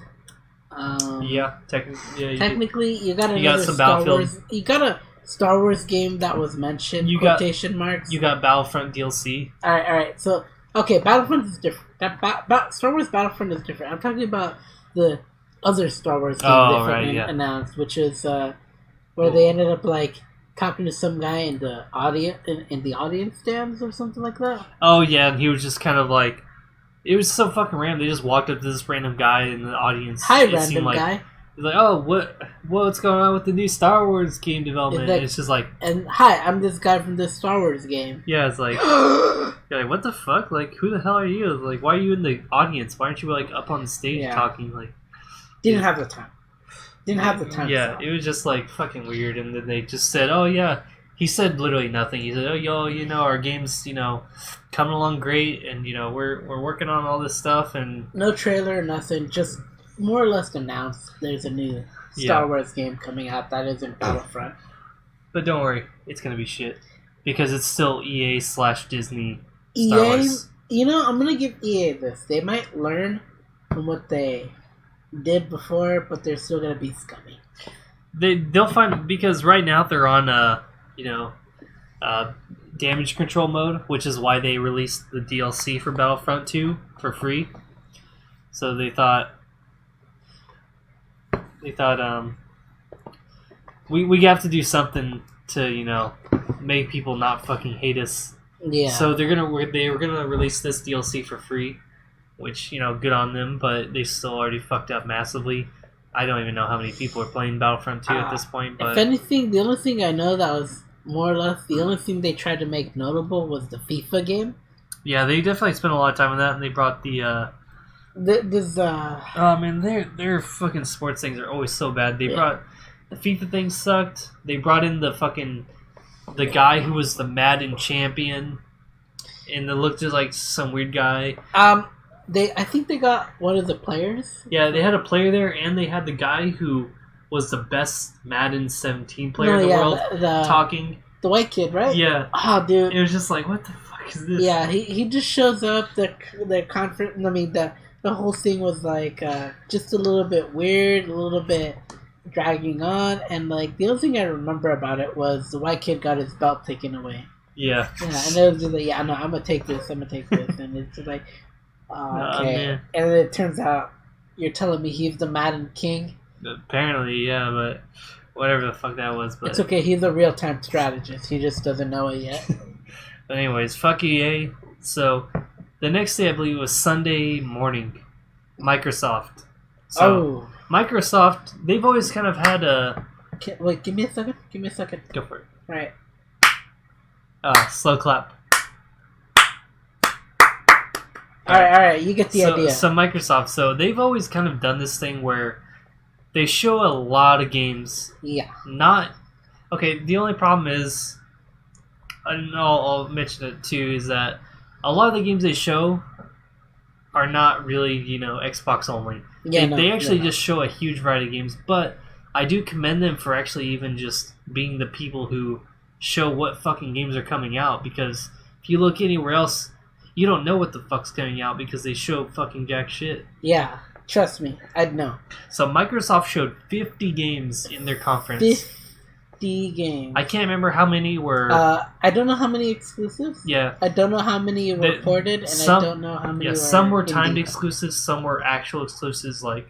I think actual exclusives was like less than 5, but they showed a few timed exclusives, they showed a few, like console exclusives, they showed... And the rest were just, all over the place. But they actually showed a lot of games, which is what I think E3 should be about showing what games are coming out and what we can be excited about. So see see the games you've heard about and look at what it's going to be. Look at this final product. Yeah, show new things. Show like things that we've heard about. And, gameplay trailer. Yeah. Or combat, something like that. So the very first thing they showed was, it wasn't anything gameplay, but it was Halo Infinite. Yeah, it was technically, it was a cinematic. But, it was just a cinematic, and then they showed Halo Infinite. Just to start it off, They didn't give a year that's going to come out. No, right? they didn't say anything about it. If anything, they just announced it. Basically, they literally just announced it, so... We know that's coming, so next they showed Ori 2, a sequel to Ori and the Blind Forest, which is one of the best Metroidvania games that exists. I gotta say, I haven't played Ori 1, but it caught my eye. It's on my Xbox wish list. Yeah, honestly, you should play the first one. I bet you even now, if you wanted to get it on Steam, it's probably like $5. Because I think I bought it last year on sale for like $5. Is it on Steam? Yeah, it is. Alright, I played it on Steam. You know, Gavin might bless me with his blessing and give me a good Steam sale my way. Get Ori and the Blind Forest Definitive Edition. On Ori, technically. That game is amazing, and Ori 2 looks even better. I gotta admit, I was really into what I saw for Ori 2. Yeah. Mind you, I could only glance at it, considering I was watching the entire conference on my little phone at work. Yeah, same here. Yeah. Dude, I was at work just watching like, man, what's this? What's this? I'm just like, what's going on? What did I miss? What did I miss? Oh, this Ori 2 game looks good. Yeah, I already they basically teased. They said Ori 2 was coming last year at E3, but this time they actually showed gameplay. Legitimate gameplay, which looked amazing. I gotta admit, if it's coming out this year, I definitely get it. Yeah, I don't know when it's coming out, but hopefully soon. Priority-wise, I'm not gonna get it anytime soon. But I'm basically that game after playing the original. I'm getting it as soon as it comes out. That's like, day one for me because the original was. Right. So amazing. I know what I have to do. Get Ori 1 and 2, right? Get Ori 1. I think I've actually recommended it to play it on the podcast before. I played it through 4 times, just to get like multiple, achievements and stuff. Just because the game just felt so good to play through, and it's good. And it's relatively short. I mean, your first playthrough would be like 6 to 8 hours. After that, you can maybe bring it down to like 2 hours. Once you know all the mechanics and everything, but it's good. So, next we have the From Software, the big boy, Sekiro. Shadows Die Twice. This looked fucking amazing. Let me say this. Please. As the greatest #1 follower of Miyazaki-san, and From Software, basically, because Miyazaki and From Software are the same people. You kill Miyazaki, From Software dies. You kill From Software, Miyazaki still lives on. So, I gotta admit, it does not look like a Souls game, but it plays like one. It doesn't look like one, but it does at the same time. It still has the same, I don't know how you... I mean, if you played a Souls game, you understand. It has the combat aesthetic of it. But it's hella fast-paced. You have a grapple hook, you actually have a real jump. It looks like an actual dodge/jump. Yeah, there's so many different things, and the bosses. It's just set in a feudal Japan type of setting, sort of thing, where you're a samurai. It looks like it's a single player thing. I'm assuming, just from what I could tell. It looks like a single player game. I'm assuming it's going to be like every Souls game, where there's going to be some kind of invasion or I mean, it didn't... system to bring in other people. It did not give me the idea that there was going to be a multiple classes kind of thing, because then otherwise I'd agree with you. But... Well, I mean, classes in Souls game have always been kind of meaningless, more or less. Well, it's something to build upon. But, I mean... But anyways... trust me, would you survive a regular player or an angry dad? Alright, but anyways, I gotta say, what I said to Vega here when I saw him out. Bloodborne, Old and Busted, Sekiro, the new hotness. We have yet to see about Sekiro. But Sekiro's already replaced Bloodborne for me. Maybe it might not be that tight. Maybe not. I mean, if anything, you I gotta say, Bloodborne ain't tight. Alright. So, if anything, Sekiro might be the new and hotness, but what about her mom? Bloodborne. She's the one that made that's the grandma. She's not the grandma. Trust me. Bloodborne's... I guess Dark Souls is the grandma. Bloodborne's the mom, the semi-young thought mom. And then maybe. You got your 16-year-old fucking Sekiro girl. Who's the real thought, Alright, that's maybe something like that. We'll draw a diagram for you guys later. By the way, when I say 16, I mean 18. Because you gotta remember Japan. All right. We'll draw a diagram of after when Sekiro comes out of how we think of the bloodline of From Software. Yeah, definitely. All right. So next was Metro. So I don't know what you thought about this, the new Metro game. The new Metro. Are you telling me about? Of course, I'm gonna fucking get it. Looks good to you? Yes. It looked pretty good. I honestly thought it looked good. Really hyped for the Metro games, and I know I tried to make a drunk playthrough of it. I could not survive 5 hours of that game. You just can't. You forget who you are in the first two. Like, trust me, I did not die for after the first 2 hours. I didn't die. Right. But I was totally fucking out of my mind. So it was just like, yeah, in total, I probably had 12 shots that day. Damn. So and then out of the blue, no one expected this out of Microsoft, but then they fucking come out with what Phil Spencer standing in the middle of the crowd, talking about RPGs and says Kingdom Hearts fucking 3. Brings it up on the screen. Okay, all right, guys. Let me stop you here. I don't care who you are. I don't care what you stand for. This is not the Kingdom Hearts game you want. I honestly think it looks way better than 1 and 2. That's fine. It can play differently. Now, for me, I actually haven't played 2. I've only seen a lot from it. I played through 1 completely just recently. Didn't like 1. Just 1. Okay, 1. Bullshit. Let me tell you this.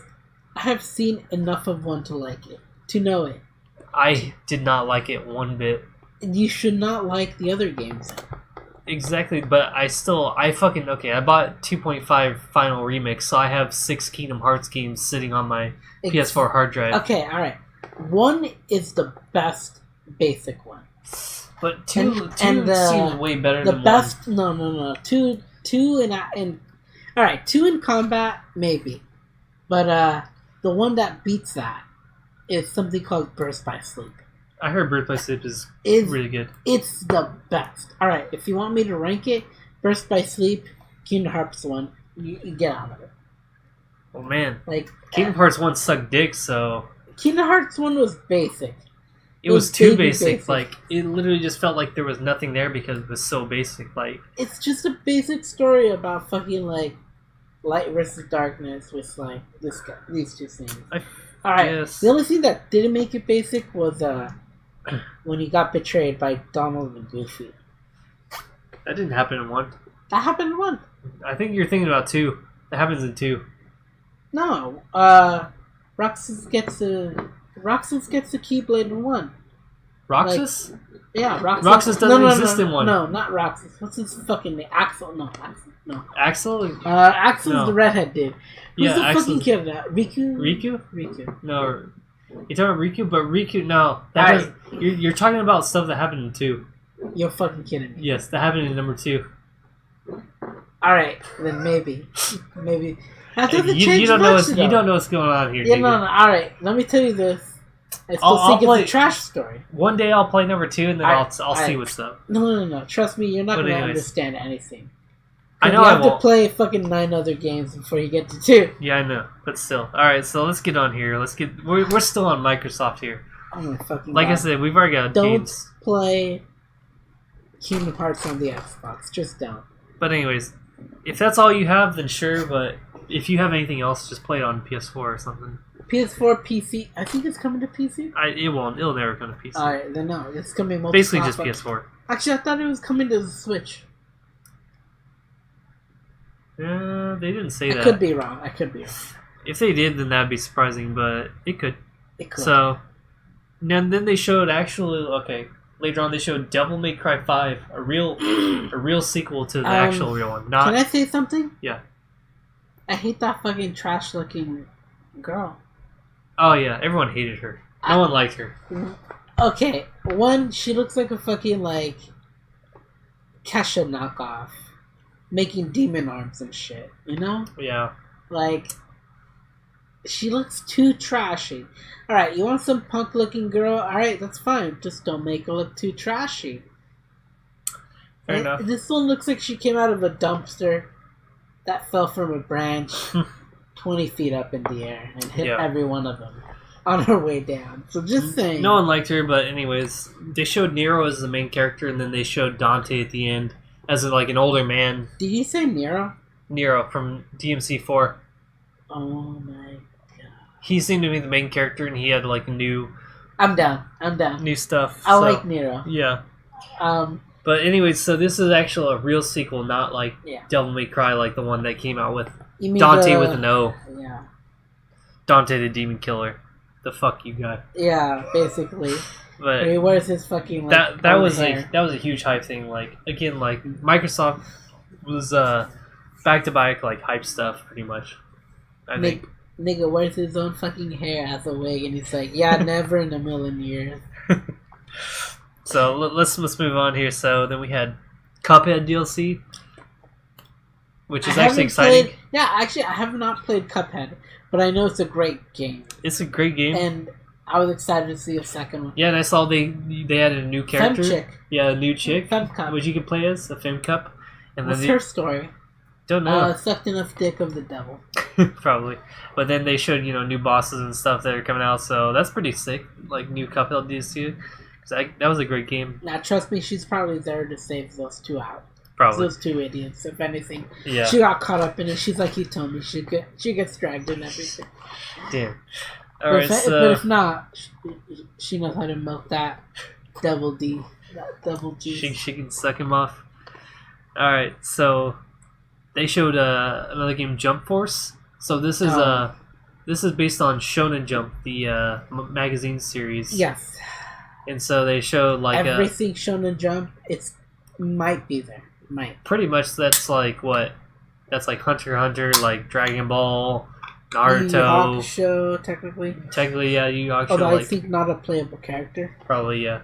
But like it's So we don't actually know the gameplay 100%. I think there was a gameplay demo at E3. Mm-hmm. I didn't actually see it because it was, of course, in person. I didn't go, but I hope it's not like J-Star's Victory and it's something better. I don't remember what. Okay, what console was J-Star's Victory? PS4.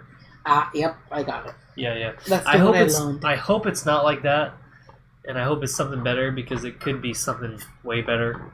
I honestly wish they did a 2D fighter, kind of like they did Dragon Ball Fighter Z, because that ended up being one of the most successful fighting games of all time. And yeah, definitely. But anyways, they had they showed fucking a new Battletoads. That is actually, which was exciting, actually. Actually, yeah, the meme became real. And it honestly seemed like a remake of the original because they showed they kind of mentioned some of the original like taglines and all this stuff. So I hope they remake it in a really. They didn't show any gameplay or anything, but I hope they kind of remake the original and keep a lot of the difficulty. Maybe like I don't know how they would do it, but there's some new Battletoads stuff coming in the works. So I mean, Battletoads did show up in Mortal Kombat as DLC characters. Wait, which Mortal Kombat? Mortal Kombat X, the most recent one. You're bullshitting. They were actually DLC characters in Mortal Kombat. Oh my god. So, I mean, they've been kind of already coming back as, as a joke. Yeah. But they're getting another shot at their own game here, so. Look, if anything, the whole point of Battletoads was to be a meme as a joke to basically make fun of, I guess, GameStop and the other fucking pre-order thing. No, I mean, the original game was a real game. Yeah, no, a the original, game, but like Battletoads. But then it was always memed, yeah. Yeah, it was always memed, like. Yeah, you call GameStop, you say, yeah, you guys have Battletoads? Yeah, we got Battletoads. We got the original, from this console. No, I'm looking for the Xbox one. Well, fuck you too. Yeah, pretty much. Yeah. But now, yeah, we got Battletoads coming for the Xbox. How it's gonna come, we don't know, but it's coming. So interesting stuff. If anything, I was expecting more of a Teenage Mutant Ninja Turtles game. It could be something like that, but I love Teenage Mutant Ninja Turtles. I love the one for the Super Nintendo. It was actually fucking amazing. My boy. Oh. My boy. All right. So I'll let you take on the next one. I'm gonna run real quick of what they showed. All right. So, we're gonna talk about the Bethesda Land. No, Gears. We're talking about. So they showed two Gears things there. Oh no, yeah. Oh, all right, yeah. Sorry, we're still in the Microsoft bit of it, but we're gonna be talking about Gears. Give me a quick second.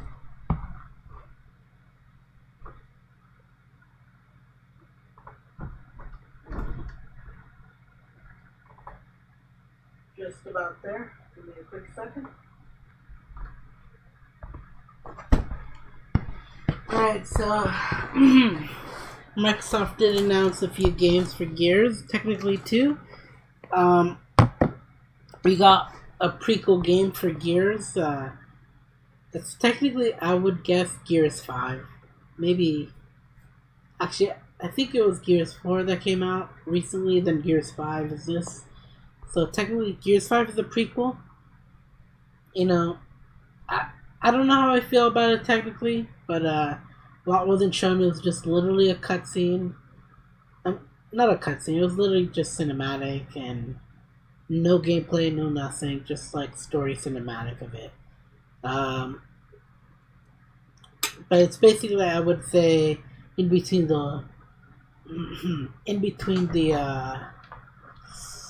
I forgot the first war in the Gears game that was mentioned. Pendulum Wars and the Which one? Locust Wars. The beginning of E-Day, Emergence Day.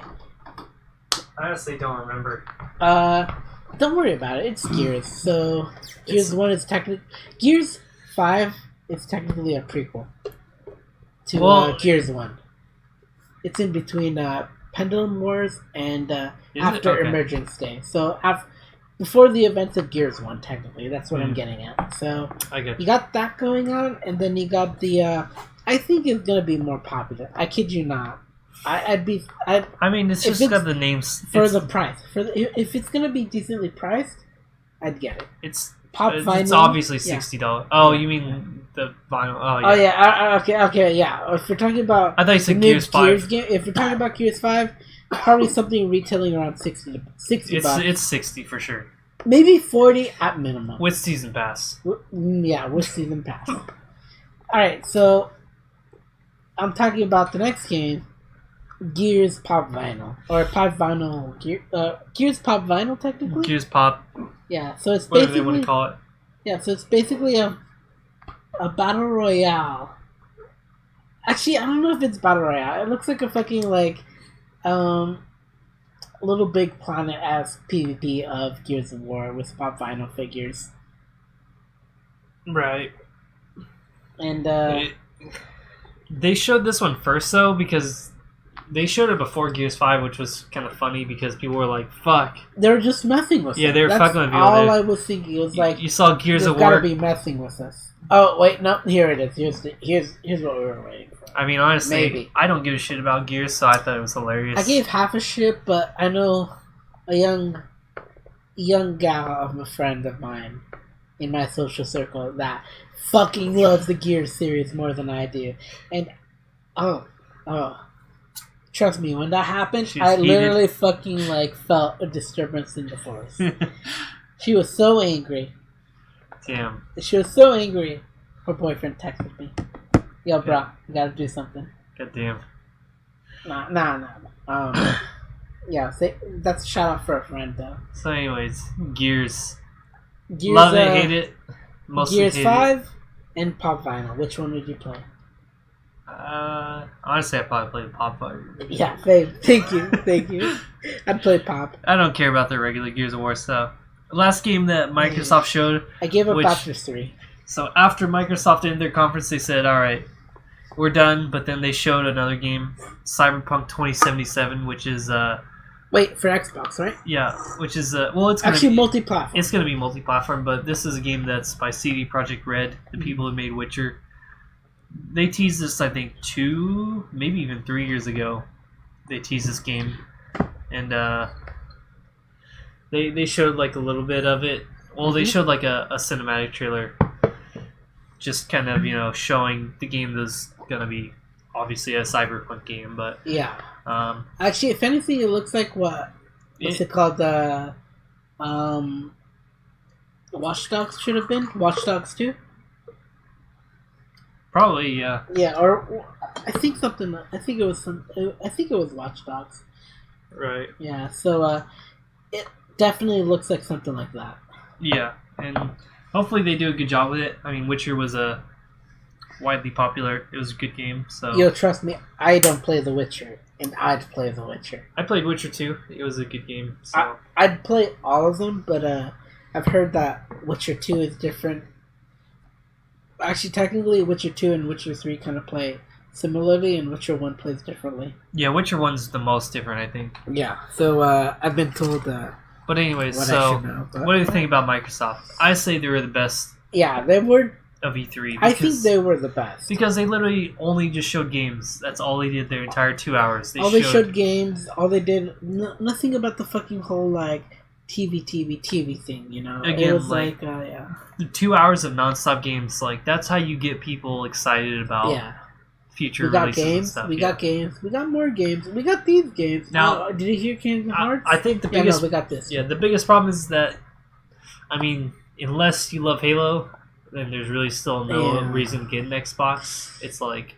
It's a hard sell, you know? There's a few difficult things. Trust me, I would not have gotten an Xbox One if I wasn't given one. Trust me. Yeah. Like, I bought my own PS4. It's literally looking at me right now with the cable. The only thing stopping me right there. You see it right there. I see the cable. You see the cable? All I have to do is connect that. Damn. And I still don't want to do it. So, I'm just saying, bro. I bought my own PS4. But if you have an Xbox, like I do... So mine's hard to connect. Microsoft won it. I still connect my PS4 and it's fucking buried by my fucking 4 pounds of Ona holes. And I still connect that boy. Do you still have... Wait. Seriously, is it 4 pounds? I thought it was 8. You lied to me, boy. I got some fat ones. Okay, alright. Now, if anything, the only thing holding up his PS4 is a PS3. It is, honestly. My PS4 is actually standing on top of my PS3. At an angle. At an angle, yeah. But on his desk. I actually love my PS3. That's probably one of my favorite consoles because I played so many games on that. But nowadays it's just, it's obsolete, so. Yeah. So anyways, you should get on Bloodborne then, huh? Alright, so next one is, I think, is Bethesda. Bethesda or is it Ubisoft? Ubisoft was way later. So Bethesda was the next in the day. They were in the evening on Sunday. Oh, shit. Yeah, you're right. So they were fairly standard. They didn't really show anything that anyone wasn't expecting, Let's talk a little bit about cringe, can we? Go for it. What was cringe to you? Definitely Rage. Oh, Rage 2, technically. What they did for Rage. Wait, was Rage Bethesda? Rage was Bethesda. Yeah, when they had Andrew WK come out. They had a band come out, and then it was Andrew WK. Yeah. I have no idea who Andrew WK is. It was that guy, yeah. Do you like to party? Do you like to party? That guy. Anyways, but I don't know, but they what ended up happening in that conference was like I guess one of the developers was more or less talking about the game, and then like he'd signal the crowd to like fucking cheer or like do something or react to something by raising his hands up. Yeah. Yeah, it's just like, it was really cringy, and plus the band didn't help. But honestly, he honestly was probably the best thing about the conference. I thought he actually rocked it out pretty hard. I don't know. I think Todd won it. But only because his memes helped. Todd is just such a piece of shit. Like Todd is a piece of shit, but his memes helped. He turned the memes. He used the memes against us. He tried to use the memes, but I feel like it's just so like it's obvious. It's like this is something that a marketing group came up with. They said, "Okay, what's all right, okay." You got Rage, that guy, right? And then you got Todd Howard. See, the problem with their conference was that the all the meme stuff was made by a marketing group. Obviously, that's why they had like Keenan or Peele, whatever his name was. Keenan and Peele. I fucking hate Keenan and Peele. It was that guy who did this. It was Keenan, I think. I don't know. Was it whatever, Keenan? whichever one it is. Whichever one. And then, but honestly, the things that were actually they were trying to show right in their conference, they showed completely wrong. So, between the two shooters, Rage and Doom, the most popular one, Doom is one of the most popular games of 2016. Yeah. I'm hyped for the new Doom. And then they showed a new Doom, but they didn't show anything about it. They showed it's just a trailer. That's not technically they showed a small trailer for it. But then they spent like 15, 20 minutes on Rage, which nobody bought. Rage 1. Rage 1 didn't no one. Rage 1 was really underwhelming. Rage 2 apparently they're still making. And got screen time. Yes. But it's like, why would you figure to spend 4 to 5 times the amount of time on the one that's incredibly less popular? It's like it doesn't even make sense to me in my brain, like from a marketing perspective. All right, well, that's fine, but I mean, it's like you're just retarded. That doesn't even register to me. It registers to me because I'm sorry, Doom. I'm not a retard. Yeah, Doom may have gotten this much of a screen time, but do you know how much better that was compared to what we got for Rage? Like 5 times. Honestly, think the Rage thing was way better, but if they put that much effort into Doom, it would have been like a blowout. No. It was just like, fucking Andrew WK killed it. I don't think he did. I think he did. No. But it's just that he was stuck behind like trying to advertise a fucking shit game. That's because you shouldn't advertise a shit game. But if they said, all right, Andrew WK, you're gonna fucking advertise Doom, murdered it, killed it, everyone would have fucking sucked his dick off. But anyways, didn't happen. We stuck up here too long. And then what else did they announce? Elder Scrolls mobile game that looked like a big piece of shit. You're talking about that dungeon crawler-esque thing? Yeah. Yeah, no, I don't care for it. I mean, yeah, mind you, I gotta admit, good on you to make a angled app game, where you could play it with one hand or like sideways for 2 hands and all this shit. Yeah, thank you. Groundbreaking. Yeah, definitely. It looks like a piece of shit though. Actually, I'll give it this. It looks good. Honestly, the best RPG I've ever played on mobile, I played on a fucking Nokia phone back in 2006, and it was a Doom RPG, and it was actually fucking amazing. Good luck finding it because it doesn't exist anymore, but I'll give you that. But you can have your what was it, the Fruit Ninja fucking gameplay of Elder Scrolls Mobile. Have fun with that. Yeah, technically he's not wrong. He isn't. But it looks good. I gotta admit, it does look like good. It does look really good. I will never touch that. For an game. I'm not gonna touch it because no. But rather rip my dick off. It looks good. I gotta admit, they did good advertising, and I gotta admit, I was really excited when I heard about Skyrim on Alexa. In conclusion, my dick's soft. Yeah, I gotta admit, Bethesda wasn't too bad. The only thing that won it for me was at the end. Okay, so the memes. So Todd Howard. So they showed Todd Howard. I'll just blow through these real quick so we get through Bethesda. They did show a logo for Elder Scrolls 6. Whoop-de-doo. Skyrim suck dick. No release date or anything. Nothing. Just a logo. And people wanna suck his dick already. Just saying no. Elder Scrolls 5 is complete shit without mods, and 6 will be the same. And then they showed Fallout 76, which just like 4 will be complete shit unless you have mods. Because Todd Howard doesn't actually know how to make. I do not see how you can put mods in that game. Oh no, you won't be able to mod that game, honestly. Because it's technically like a. It's like a survival multiplayer game. Yeah. It's like an online survival game with like Destiny servers. Right. Yeah. So I'm just saying that game won't do well. It'll do well at first, but then it'll die fast. Yeah, it'll fucking nosedive. So what's the next game? I think you said Ubisoft?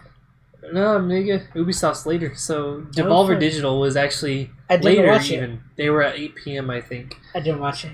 I watched it, and if you had watched it last year, it was the same shit. So it was a pre-recorded, thing with the same lady who was, memeing and all this shit. But again, it was the same thing as last time. So if you'd watched it last time, there was literally nothing new. It's like she's just saying, "Oh, we make games and you're gonna buy them early and all this stuff." It's like, and it's gonna be great. It's trying to be memey, but it's like you literally did the exact same thing last year, so it kind of loses its impact after you've done the exact same thing. So it's like, whatever. I honestly didn't even write down anything that they announced because I don't think they announced any games worth mentioning.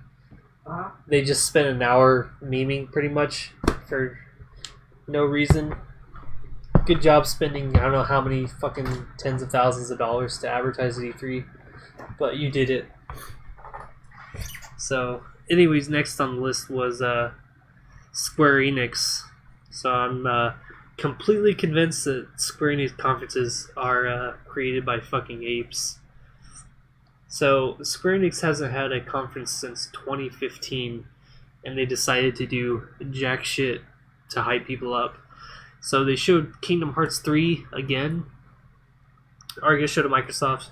Their trailer was nearly identical. They fucking they showed like the same exact trailer, except it had Ratatouille and maybe like one or two other scenes in it, but almost nothing else was new in it. They showed Tomb Raider. Cool. If you like the other Tomb Raider games, whatever. It's pretty much similar to those ones, the past two Tomb Raider games. They showed the new Just Cause. I think those games look good, but not up my alley.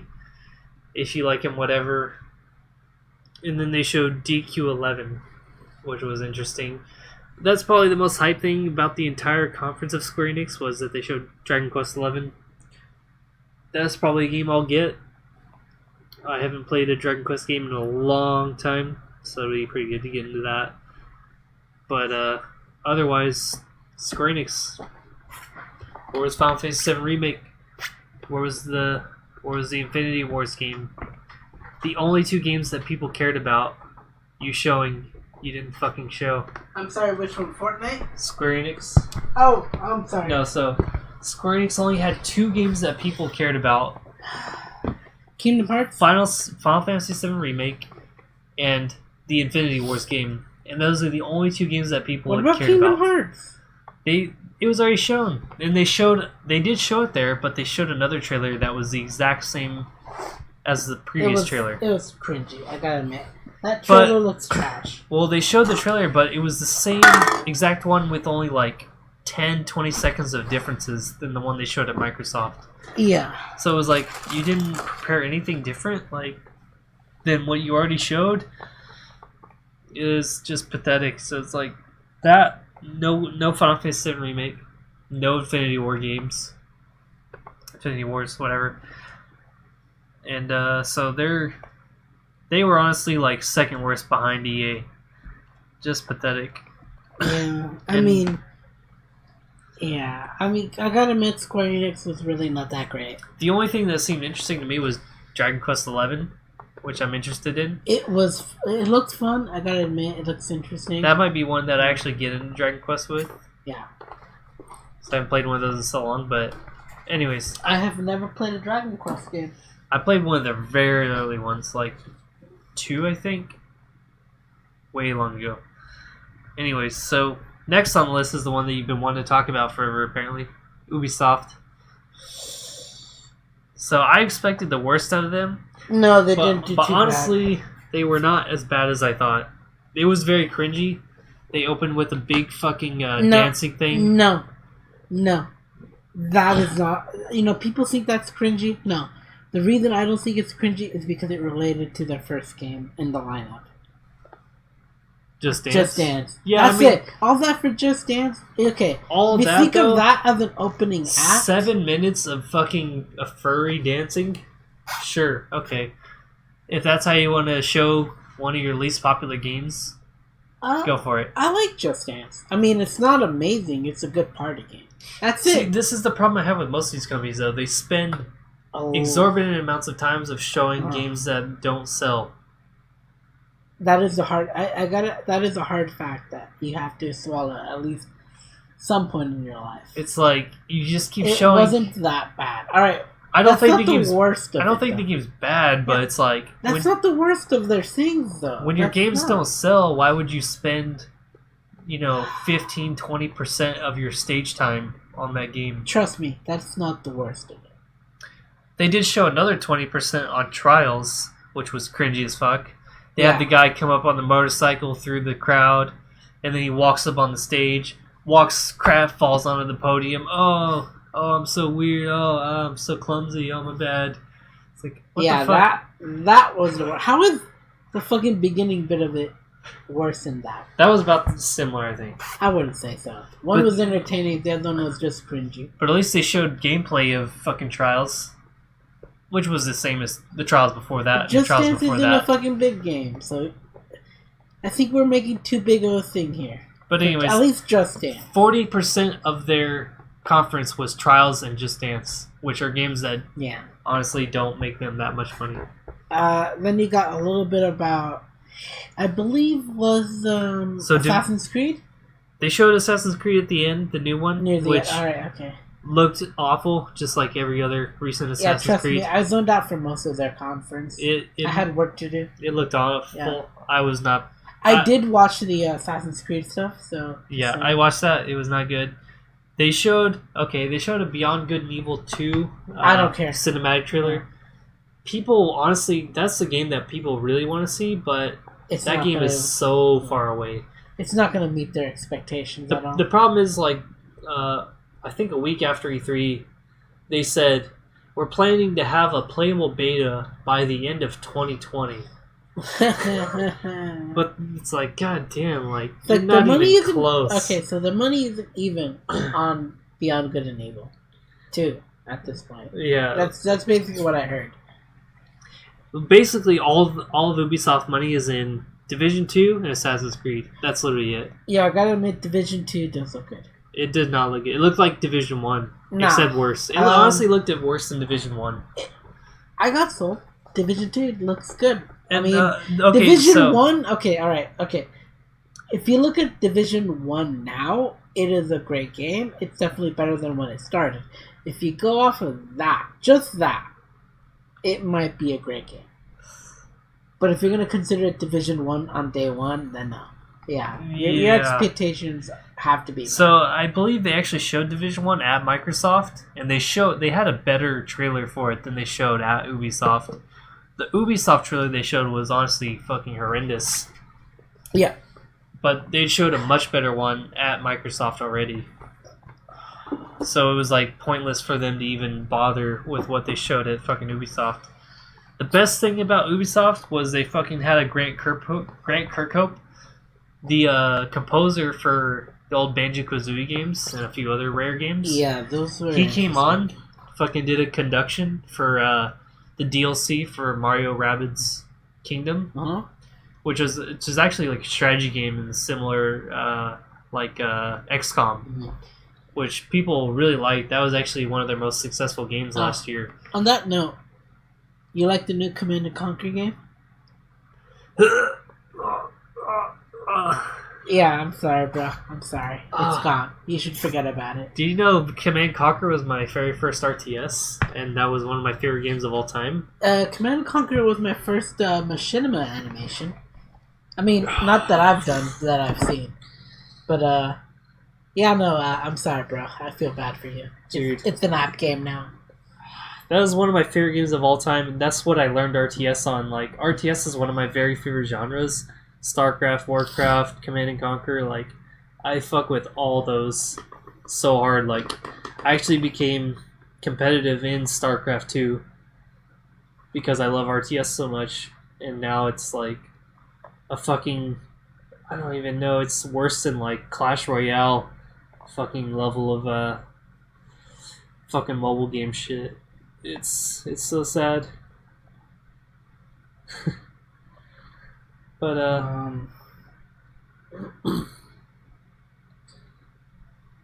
sorry, what?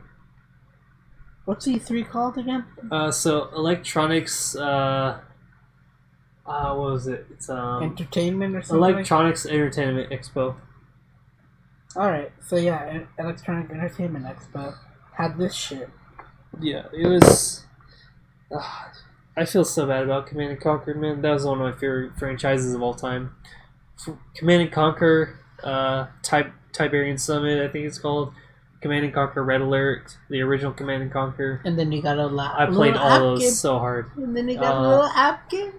God, it hurts so bad. Your 40-minute to an hour game to 4-hour game has been summed up to like 5 to at most 12 minutes. It hurts, man. It hurts to see the franchises you loved as a kid just be murdered. Oh, believe me, I know. We could we should do that one day. Let's have a whole subject on that. We'll have that as a main topic. Franchises we used to love that have died. That'll be a topic for the future. Kingdom Hearts.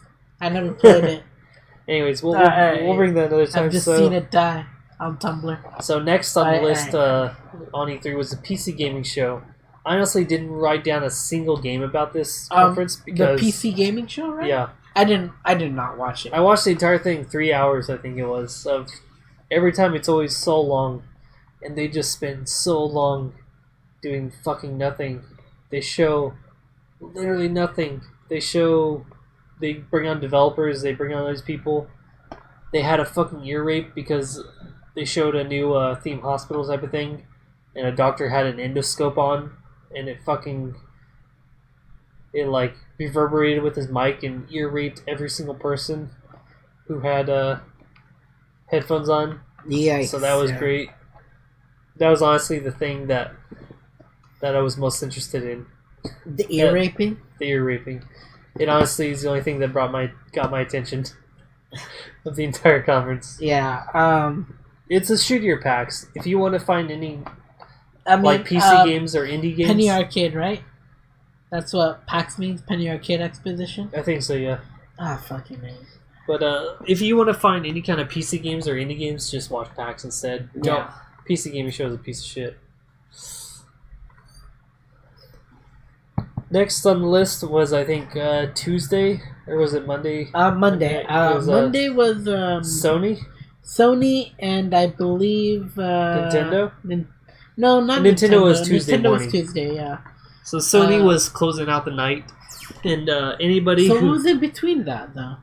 That was it. PC gaming show, and then Sony. So actually, if anything, Sony was kind of Sony, but it was better than Sony was ran by fucking troglodytes. Yeah, it really was. Oh, yo, I gotta tell you this. Just moving a crowd is not a big deal compared to what Square-Enix did. They had they had so many problems. I won't go into everything about their conference, but they had a lot of things go on. Yeah. But Sony wanted to do something different. They said we're gonna spend an hour and a half showing 4 games. We're gonna show Last of Us 2. We're gonna show this game. Kingdom Hearts 3, Death Stranding, and Spider-Man. Right when Death Stranding was happening, they're moving people to the next bit. No, they honestly did that in dead time. So what happened was they showed Last of Us 2, and then they went to dead time for about 20-25 minutes. They had just nothing while they were trying to move the crowd from a church to... Wait, you're telling me this happened live? This happened live. This all happened live. Like, they were just sitting outside saying, just fucking doing nothing with their time, saying... Oh, we've got all these great games. We're going to show these games while they're trying to fucking move their crowd into the conference room because they wanted to show Last of Us 2 in a fucking tent. And then this next coming game that's going to be mentioned, right? Yeah, and then they showed... they honestly... Okay, so the 2 games that they didn't say they were going to show, that they just kind of snuck in as bonuses, Ghost of Tsushima. Yeah. Looked fucking sick. With the flute guy, right? With the flute guy, yeah. And then with the fucking Japanese setting, with the fucking sick background and everything. And then they had the Resident Evil 2 remaster. Those were the best things about the conference, and those were the things that they showed the least, and didn't even say that they were going to talk about. The rest of it, with Kingdom Hearts 3, they showed another Kingdom Hearts 3 trailer, which was different than the other one. They showed... Pirates of the Caribbean that looked like fucking like real, which is kind of weird because it didn't match the art style at all. No, it doesn't. But technically, you could say it works. It worked. Yeah, And it looked really good. Like it was pushing like graphic fidelity for sure. Let me say this though. Fuck Kingdom Hearts. Same. Until I get into the rest of it. Yeah. No. I think fuck Kingdom Hearts. It was fucked on day one of I'll play all 6 games just to make sure I can say fuck it. I don't need to because I've already tasted the tip of the shit bowl. So I don't need to fucking finish the bowl of shit to know it tastes bad. Fair enough. So then they showed Death Stranding, Kojima's game, which... Can I say something about this? Yeah. I have something to let you do. One of my great friends, no offense to you, bro. What? That's it. What? What? About what? About everything. Just everything? About everything Death Stranding. What? Oh. Well, okay, so Death Stranding is going to be a piece of shit game. You know why? Because Kojima's a hack. Because Kojima did not write anything about Metal Gear Solid 2. He did not write Metal Gear Solid 3. He honestly didn't write much about Metal Gear Solid 1. He wrote the story for Metal Gear Solid Original and 2 for the Super Nintendo. If you think he wrote the stories for 1, 2, and 3, no, then you're uneducated. It was another writer. I forgot his name. But Kojima he basically took the credit for all the success of 2 other writers for the PS3, the PlayStation and PlayStation 2 games. Mm-hmm. And then he ran with those, even though he doesn't have any of the credit for those. He's a bad writer. He didn't write I know he's a bad writer. Yeah, he didn't write the stories for all the most influential Metal Gear Solid games. Mm-hmm. And Death Stranding looks awful. Just saying. It literally shows nothing. It looks like a fucking walking simulator. Just like, I don't know, the rest of the walking simulators that come out nowadays. And it's Kojima, but everyone thinks Kojima wrote all the Metal Gear Solid games, which he didn't. He took credit for other people's work, which is what a lot of successful people do, but, that's how it goes sometimes. Yeah. But if you're looking for someone who actually wrote those stories, go do some research. I can't remember the other 2 writers' names, but they're the ones who actually wrote the scenario and story for Metal Gear Solid 1 through 3. And it wasn't Kojima.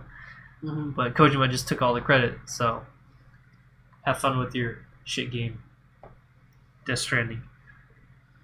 I don't know. Sorry for the rant. Trust me, I'm not interested in Death Stranding, so it's as interesting to me as Metal Gear Survive. Yeah, that's about as interested as I am. Yeah. So, what's the next one on this? The big boy, Nintendo. The big boy, the one that got our dicks hard. Yeah, got our dicks hard. Okay, so Nintendo honestly is the only company that still seems comfortable with showing JRPGs and other it was meant to be. The games that actually interest people. So they had the best performance out of everyone. They had a good pace. They didn't take too long on anything. They showed a new Mario Party for the Switch. That's good. Which was which looked like an original Mario Party, not Mario Party. What was it, 8 or 9 that they had for the Wii U, which was they got the different. Rabbids game. Actually, my bad. No, the Rabbids was shown on Ubisoft. But didn't Ubisoft show another Nintendo-esque game with Star Fox? Yes, it was Star Force, Yeah. which they showed Star Fox making a cameo in it. Only in the Switch version, though. Right. So kind of weird, but anyways. Because they announced that they announced it in Ubisoft and they confirmed it in They had Nintendo. Miyamoto there, yeah.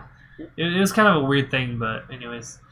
Nintendo showed, Mario Party, so Mario Party's getting a real Mario Party game. Mm-hmm. For Switch. I love Mario Party. You can make that a drinking game. Exactly. Maybe we'll do one of these days. We'll do it live? We'll do it live. Oh so they showed Xenoblade DLC. I'm Daisy. No. I need to protect my thought. They showed Xenoblade DLC. I am excited for the Xenoblade DLC. This is the main reason I'm getting a Switch. Not Smash. Totally not Smash. I mean, totally not the new Smash game coming out on December 7th. Yeah, thank you. Yeah, we'll get into that. 7th, so yeah, totally not. That's a spoiler. So they showed a Fire Emblem game, the Three Houses, new Fire Emblem game for the Switch. I believe it is. I might check it out. I definitely will check it any. out. Yeah, I've never played any Fire Emblem game. I've only heard secondhand through the dojins. The dojins are good. Dojins are great. I played Fire Emblem games for the Game Boy ages ago. Mm-hmm. They're good. They showed Fortnite, obviously biggest game of all time right now. So yeah, they dropped that for free on Switch. So anyone who wanted a Switch, or anyone who had a Switch, could just fucking play that. Yeah, you remember our lovable great friend, Yes, the unicorn? our Santiago? unicorn. He's a Fortnite player, and he has a Switch and he has a laptop. His laptop's a piece of shit. But he still plays Fortnite. But now he can play Fortnite on his Switch. And I gotta say, bro, since it's technically a multi-platform, you play anywhere, Fortnite on anything, and still have the same gear you have, basically. Yep. So he's doing good. Like, yeah, the transition for him has been seamless. I know. From what I've seen. When I saw him the other day, he was playing it and he won. Got #1 victory. Yeah. Good for him. I don't like Fortnite, but good for him that he likes it. And it's like I said, it's free. So I play PUBG, but even then I don't like it. Trust me, I don't like Battle Royale games. I only play because I have a younger brother who punches me when I don't. If I punches, he just knows how to get it. He just knows how to barter. So a few other things. They showed Hollow Knight got a Switch release. Oh. Hollow Knight's amazing. I gotta check it out. I've recommended it before. I've recommended it to every single person. There's that Tony Taka JRPG coming out on the Switch. Shining Forces. Yeah. You can get it for Switch or PC, whatever you have. And last but not least, then they spent the last 25 minutes of their thing doing what every other company should have been doing, hyping up their most popular game, which for Nintendo was Smash. Oh, you know, see, it was. Nintendo doesn't have a fucking monkey advertising team. They said, okay, what are people most excited about? They said Smash. All right, we're gonna spend a lot of time on that. Every other company said, all right, what game are we? What's our most popular game? Blank. All right, let's spend 20 seconds on it.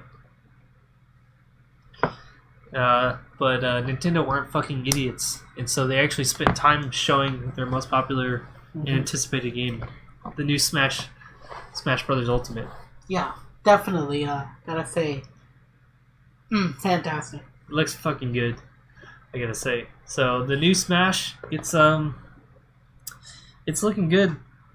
Between the trailer that they showed, I've watched the entirety of the trailer 4 times.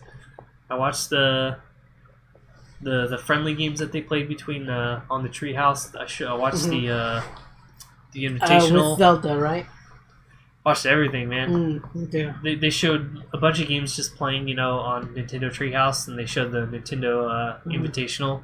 Game looks good. Like it's similar to Smash 4, but way more fast paced. A lot of different mechanics. Yeah. I think it's honestly what I've wanted from Smash 4. I've as our unicorn knows, and as anyone who's played Smash 4 with me knows, I always complain about certain things. And this looks like it fixes a lot of the problems I had with Smash 4. I don't know about the problems. I do know that you guys are really intense about the game, and any win I can get, I'm just thankful for. So, you better watch out because it's okay. I'm gonna get good. I had to give up Street Fighter. I had to give up fucking like BlazBlue. I had to give up fucking like what's that fucking other game? I don't know. It's shitty. It's 90 gigabytes. It's 100. It's 1 terabyte. Oh yeah, Mortal Kombat.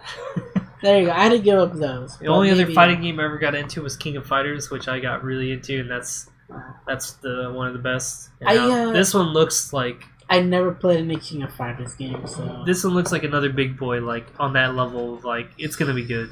Like once people get into it and everything, it's gonna be good. All right. Fuck you too. But anyways, Smash Ultimate. Watch the trailer, and then watch the extra thing. It's like 25 minutes. You won't. Yeah. First of all, the main theme is amazing. I nutted twice. Yeah, trust me. My birthday, I had to hear that twice, I believe. Oh yeah. Yeah. No, honestly, trust it. I was hyped for Smash. I just, you know, I didn't want that to be another highlight. Honestly, the only things I was looking forward to at E3 were the Final Fantasy VII Remake, which didn't show up, and then Smash. And so I was happy at least one of them showed. Yeah, because the rest of E3 for me was kind of a bunk, except for a few things at Microsoft. Right. What I didn't expect Nintendo would do was have everyone. Oh yeah, so they showed everyone. So anyone that's ever been in Smash is in this game, including new characters. So that does not mean if I can say so myself here. That does not mean that it will have DLC characters. I'm sure it will. Yeah, which it might. I mean, they still have 5 months, 6 months, 5 months at this point until release. Basically, I feel like what they're gonna do is on the way till release, they're gonna show new stuff, kind of hyping people up just to keep it going. They're gonna say, okay, we've got this character coming out now, just to get people keeping that hype up and getting pre-orders, going. And if they did that, they would be geniuses, and they would sell an extra few million copies, honestly, for people. So, like I said, Nintendo knows what they're doing with the advertising. They've done a great job so far. Bringing every single character, there's like 68 characters, not including the Echo Fighters, which brings it to like 71. No, 68 is with the Echo Fighters. So you can't play Daisy on Pro Tournament scenes. No, you can. It's just it's like Lucina, it's like Dark Pit, it's like, they're all legal, but they're just slightly different.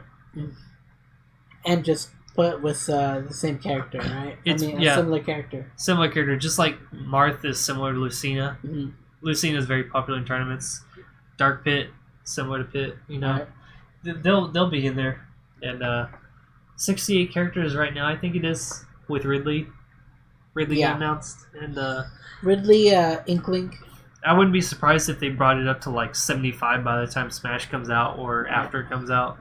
Which is fucking huge. There's no fighting game that has a roster that big. It's crazy. Actually, if I can say, you said Microsoft had the most games. I'd say second most would be Nintendo. Nintendo definitely had a lot. They did announce a lot, and Smash was just their only hypest one. Oh yeah, Smash took 25 minutes, like I said, and they brought out the hype for it. Which, like I said, they knew what they were doing with the advertising, and they got people fucking hype. Yeah. What pissed me off was after that announcement, I had to wait an hour. No, I had to wait 2 hours for the Splatoon tournament to be over. Yeah. Then for the Smash tournament, the thing I wanted that was announced to fucking begin.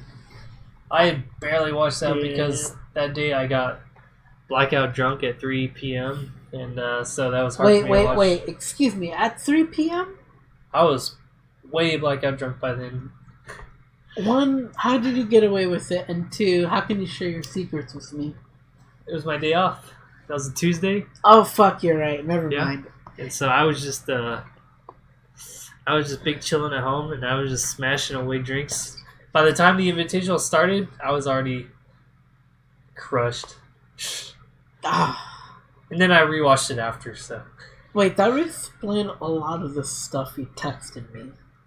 Did I text you? If I did, then it was probably in a blackout drunk state. Yeah. That would explain a lot of this thing. Anyway, no, nothing like that. It's just like, oh, he's saucy today.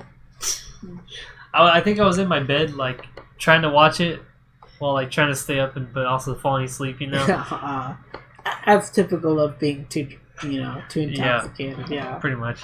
Yeah. Trust me, we were hyped for it. And I gotta admit though, once that tournament started, which was around, I believe, in my time, 2 p.m.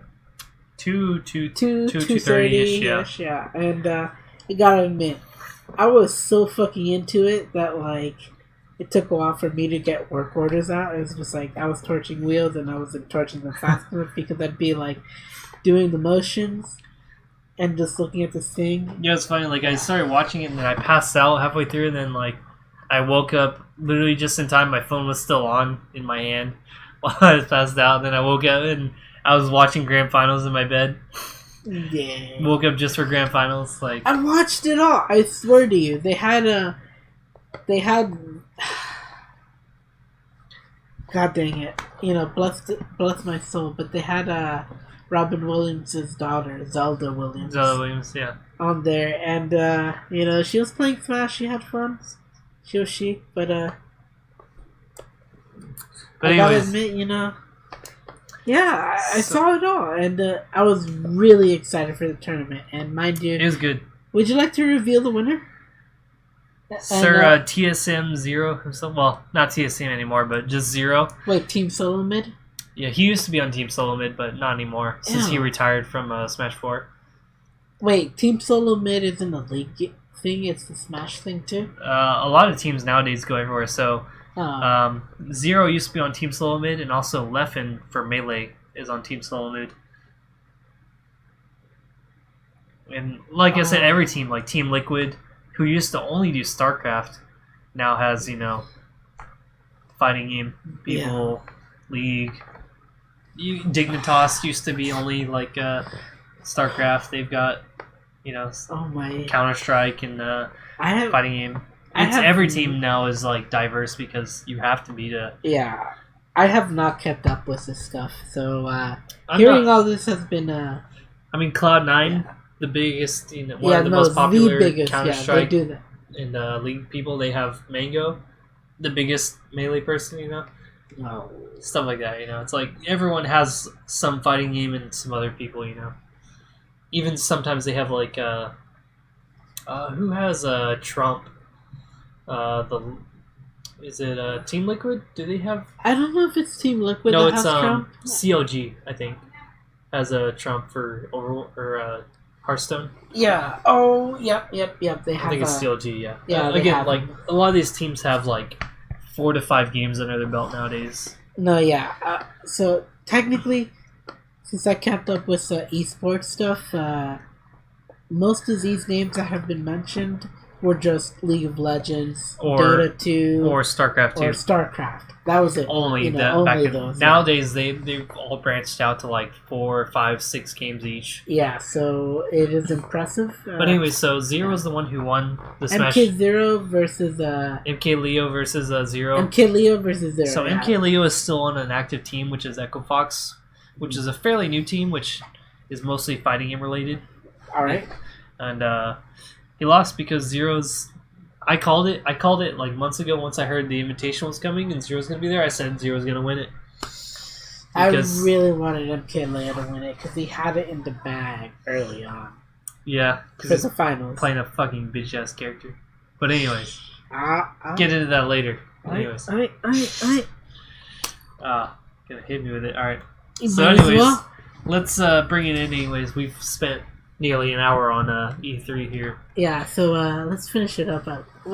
Let's make our finishing thoughts on the tournament, though. You wanted Zero to win? I wanted Zero to win, and I thought he would win. I technically wanted one of the Melee players to win because I love Melee, but the game is so similar to Smash 4, and they're so active in that, then it was almost inevitable that a Smash 4 player would win it. Alright, I'll give you that. But I figured Zero was going to win just because he's honestly such a huge competitor, and he's so good at picking up new games, just like Justin Wong in the FGC, one of the premier, like Marvel vs. Capcom players and like Street Fighter and everything. Anytime a new game comes out, he's one of the very first to get fucking good fast in it. And Zero is one of those people who, once a new game comes out, he gets good fast, fast. Yeah. And I was like, he's gonna pick it up so fast, and he's gonna win because he's a competitor, and he's fucking good like that. The only reason I wanted MK Leo to win was because Mexico. Nah, that was secondary. The secondary, alright. Yeah. What impressed me was just how he ended up losing, I think, in the first one, and then getting back to the more or less the competitor stuff, right? I think he got fairly far before he got knocked out. And then he came back. And then he came back a few rounds later, became finalist. So, I kid you not, I really liked that. I was like, okay, this guy, was a contender. He got knocked down, and he had to, fight his way back to get to the top few, and then, get to the finals. Yeah. And then, yeah, he's Mexican. You know, come on, like all that underdog story. Plus, he's my representative, member. I wanted him. Well, I mean, but Zero's close. He's fucking Chile, so close. He's Chilean. Yeah, he's close enough, you know. South America. Wasn't he representing Team Mexico? Probably. I mean, okay. I don't fucking know. He used to live in Chile, but now he lives in California. But anyways, he lived in Chile for most of his life, so. Mm-hmm. Well, you know, just what I'm saying, you know, this guy's great. You know, I wanted him to win for the rep. Fair enough. But just like the World Cup, Mexico can't win. Shush. That still hasn't been decided yet. All right. Has it?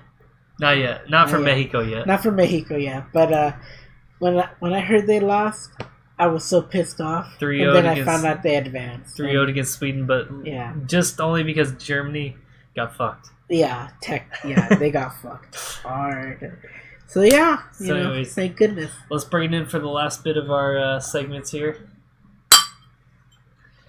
Recommendations. All right. And we got our customary dab here, as we always have to have. You know. Every time. We might as well. You know, we've had that before. I think we'll have it again. I think in the past 3 or 4 we've always had a dab, so I think we're just gonna have to keep up this custom nowadays. For we need an anime girl dabbing every episode. Yeah, trust me. Or boy, we have our references. We'll find enough dabs. We'll find enough dabs. We already have over 100 guaranteed. So at least the next few podcasts we have dabs. We got girls dabbing. We've got them.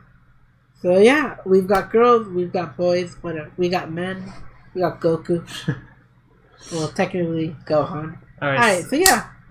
So our recommendation, Sean, would you like to start this one off? Sure. So I've only got 2 things I want to recommend here. So Psycho-Pass movie is what I want to recommend. Like I said, if you like Psycho-Pass, if you like Gen Urobuchi at all, watch it. Even if you hated the second season, it's completely different than that. It doesn't even reference the second season.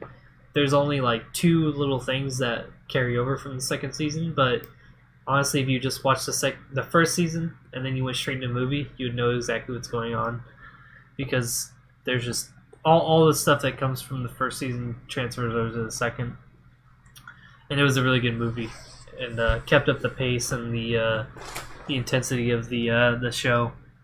And then the game I want to recommend for everyone is Fury, F-U-R-I. Like I mentioned before, it's on every single platform. It's on Steam, PS4, Xbox, and Switch now.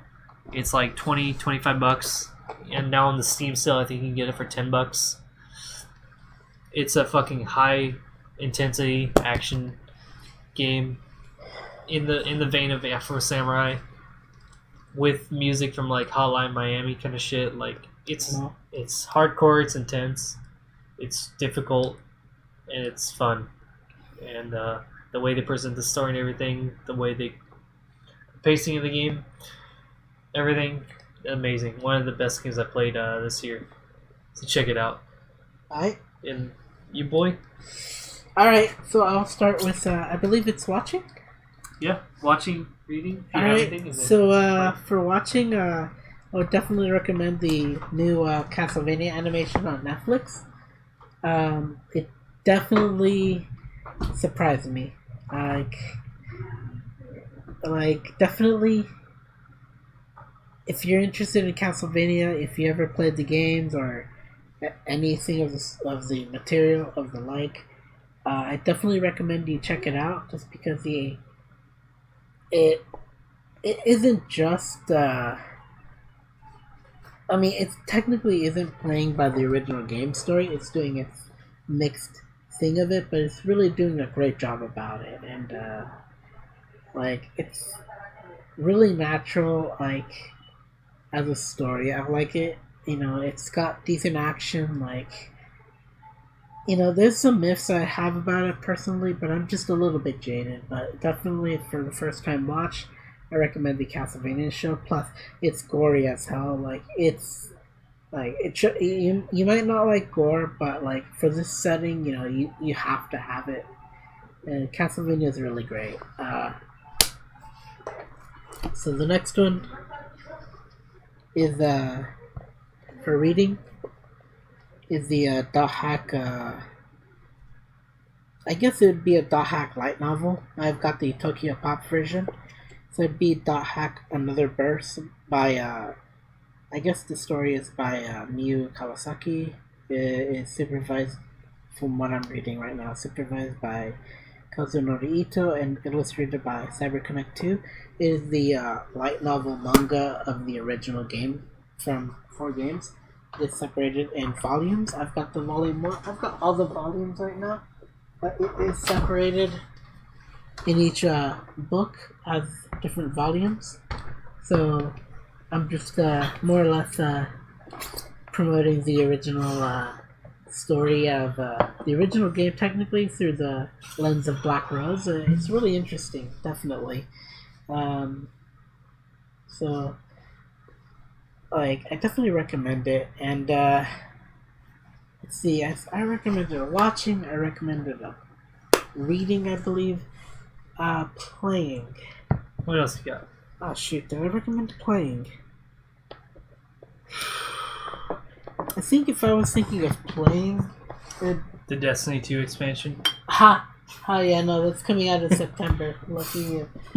No, if I recommend playing, it is tough. But I did just recently buy the original Catherine.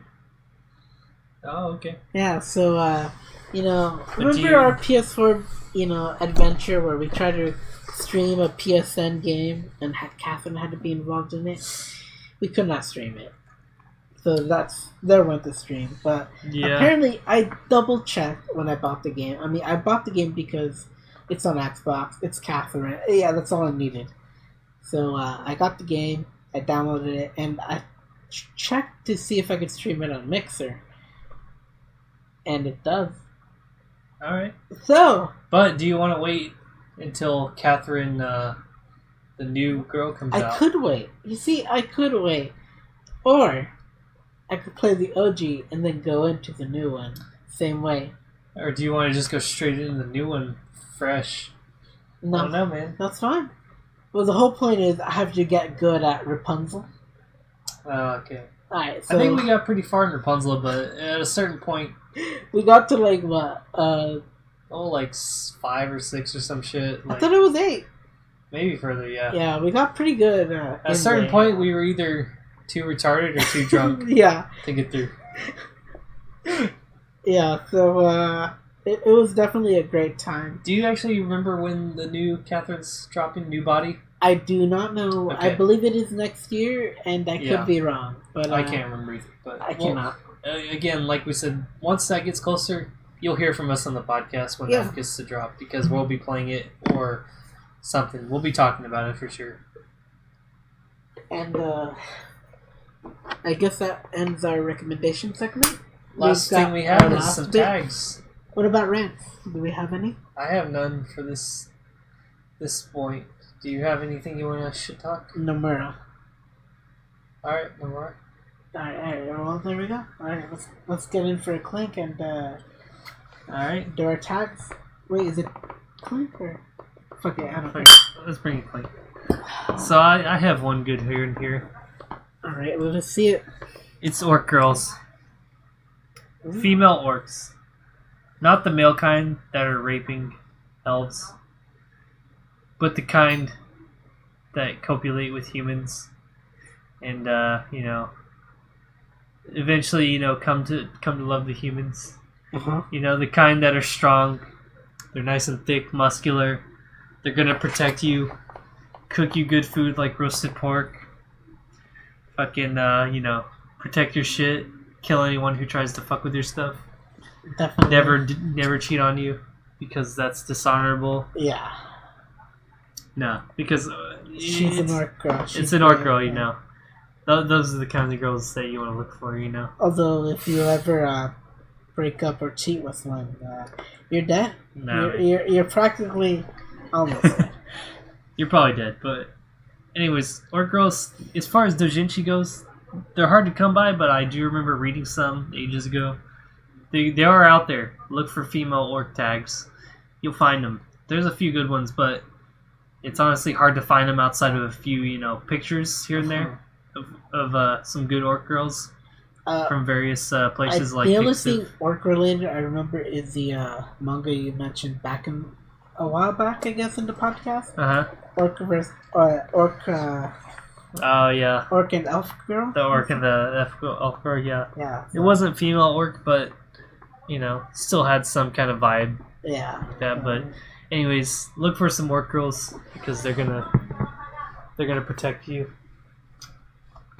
and need a good strong woman with you. A good thick strong woman. What do you got for us? What do you want to bring to our palates? I guess today I want to bring you something a little bit more supernatural. Yeah. Okay. Yeah. So, maybe spooky. A little spooky, just a little. So I'd like to talk a little bit about the supernatural, that is ghosts. Okay. So I guess today's tag is brought to you by the great and lovable Sanagi Torajiro, also known as Sanagi. Yeah, I know Sanagi. Sanagi's a pretty good artist. He does pretty good ahegao, It's one of his notables, I guess. But the reason I mentioned this one is because he has a really great and interesting doujinshi about a girl who's technically a medium who can see this fat otaku ghost guy in front of him, and he just does a bunch of lewd scenes while she's trying to live her daily life. Like, I kid you not, if you thought you had spaghetti in your pockets, you don't, because she's got it wrapped in her fork and it's, covered in sauce. So it's definitely an interesting tag, just out of the blue, but also because I came across it and it was ghost related. Nice. So yeah, there's Sanagi. Sanagi is a really great artist, but this one just happened to be about ghosts. And, getting away with lewd situations. Nice, nice. Which might have more. I think he's gonna have more. There is a series around called Toshi Densetsu, which has a doujinshi / manga series, also a hentai series that's updated every few months or so. That gets a new episode. Wow. There's actually I believe the second episode is a ghost lolly story. It's pretty good. She gets older as she gets fucked, I believe it is. Or no, she starts older and she gets younger as she's fucked. One or the other.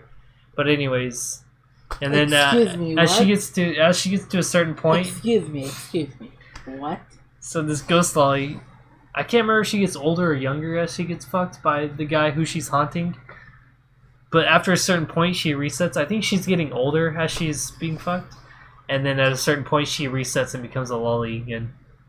And that just keeps happening. And it's actually it's a pretty amazing story. And it's Toshi Densetsu. It's not only about her, but there's multiple short stories written in this this manga / 2D hentai. Animated hentai, and this is a ghost. But anyways, this one, I think episode 2 was about a ghost lolly girl who got older. The way she died was being raped by her teacher until she died. Spoilers. Thank you. Then she started haunting this young man. Thank you. Who she liked, and it's a good story though. So have fun with that. Yeah, have fun. It's definitely a hilarious thing. It is. It's not as morbid as it sounds. Yeah, I bet it is. It's more comedy, but holy hell, that sounds morbid as hell. Yeah. So yeah, definitely. All right. So let's get into our last bit, which is rants, right? I've got nothing, right? I've got nothing to shit talk. Do you have anything you want to shit talk tonight? Yes, I'd like to talk to Nomura right now. Tetsuya Nomura. The god himself? No. He's no god. He's the devil. Fuck you.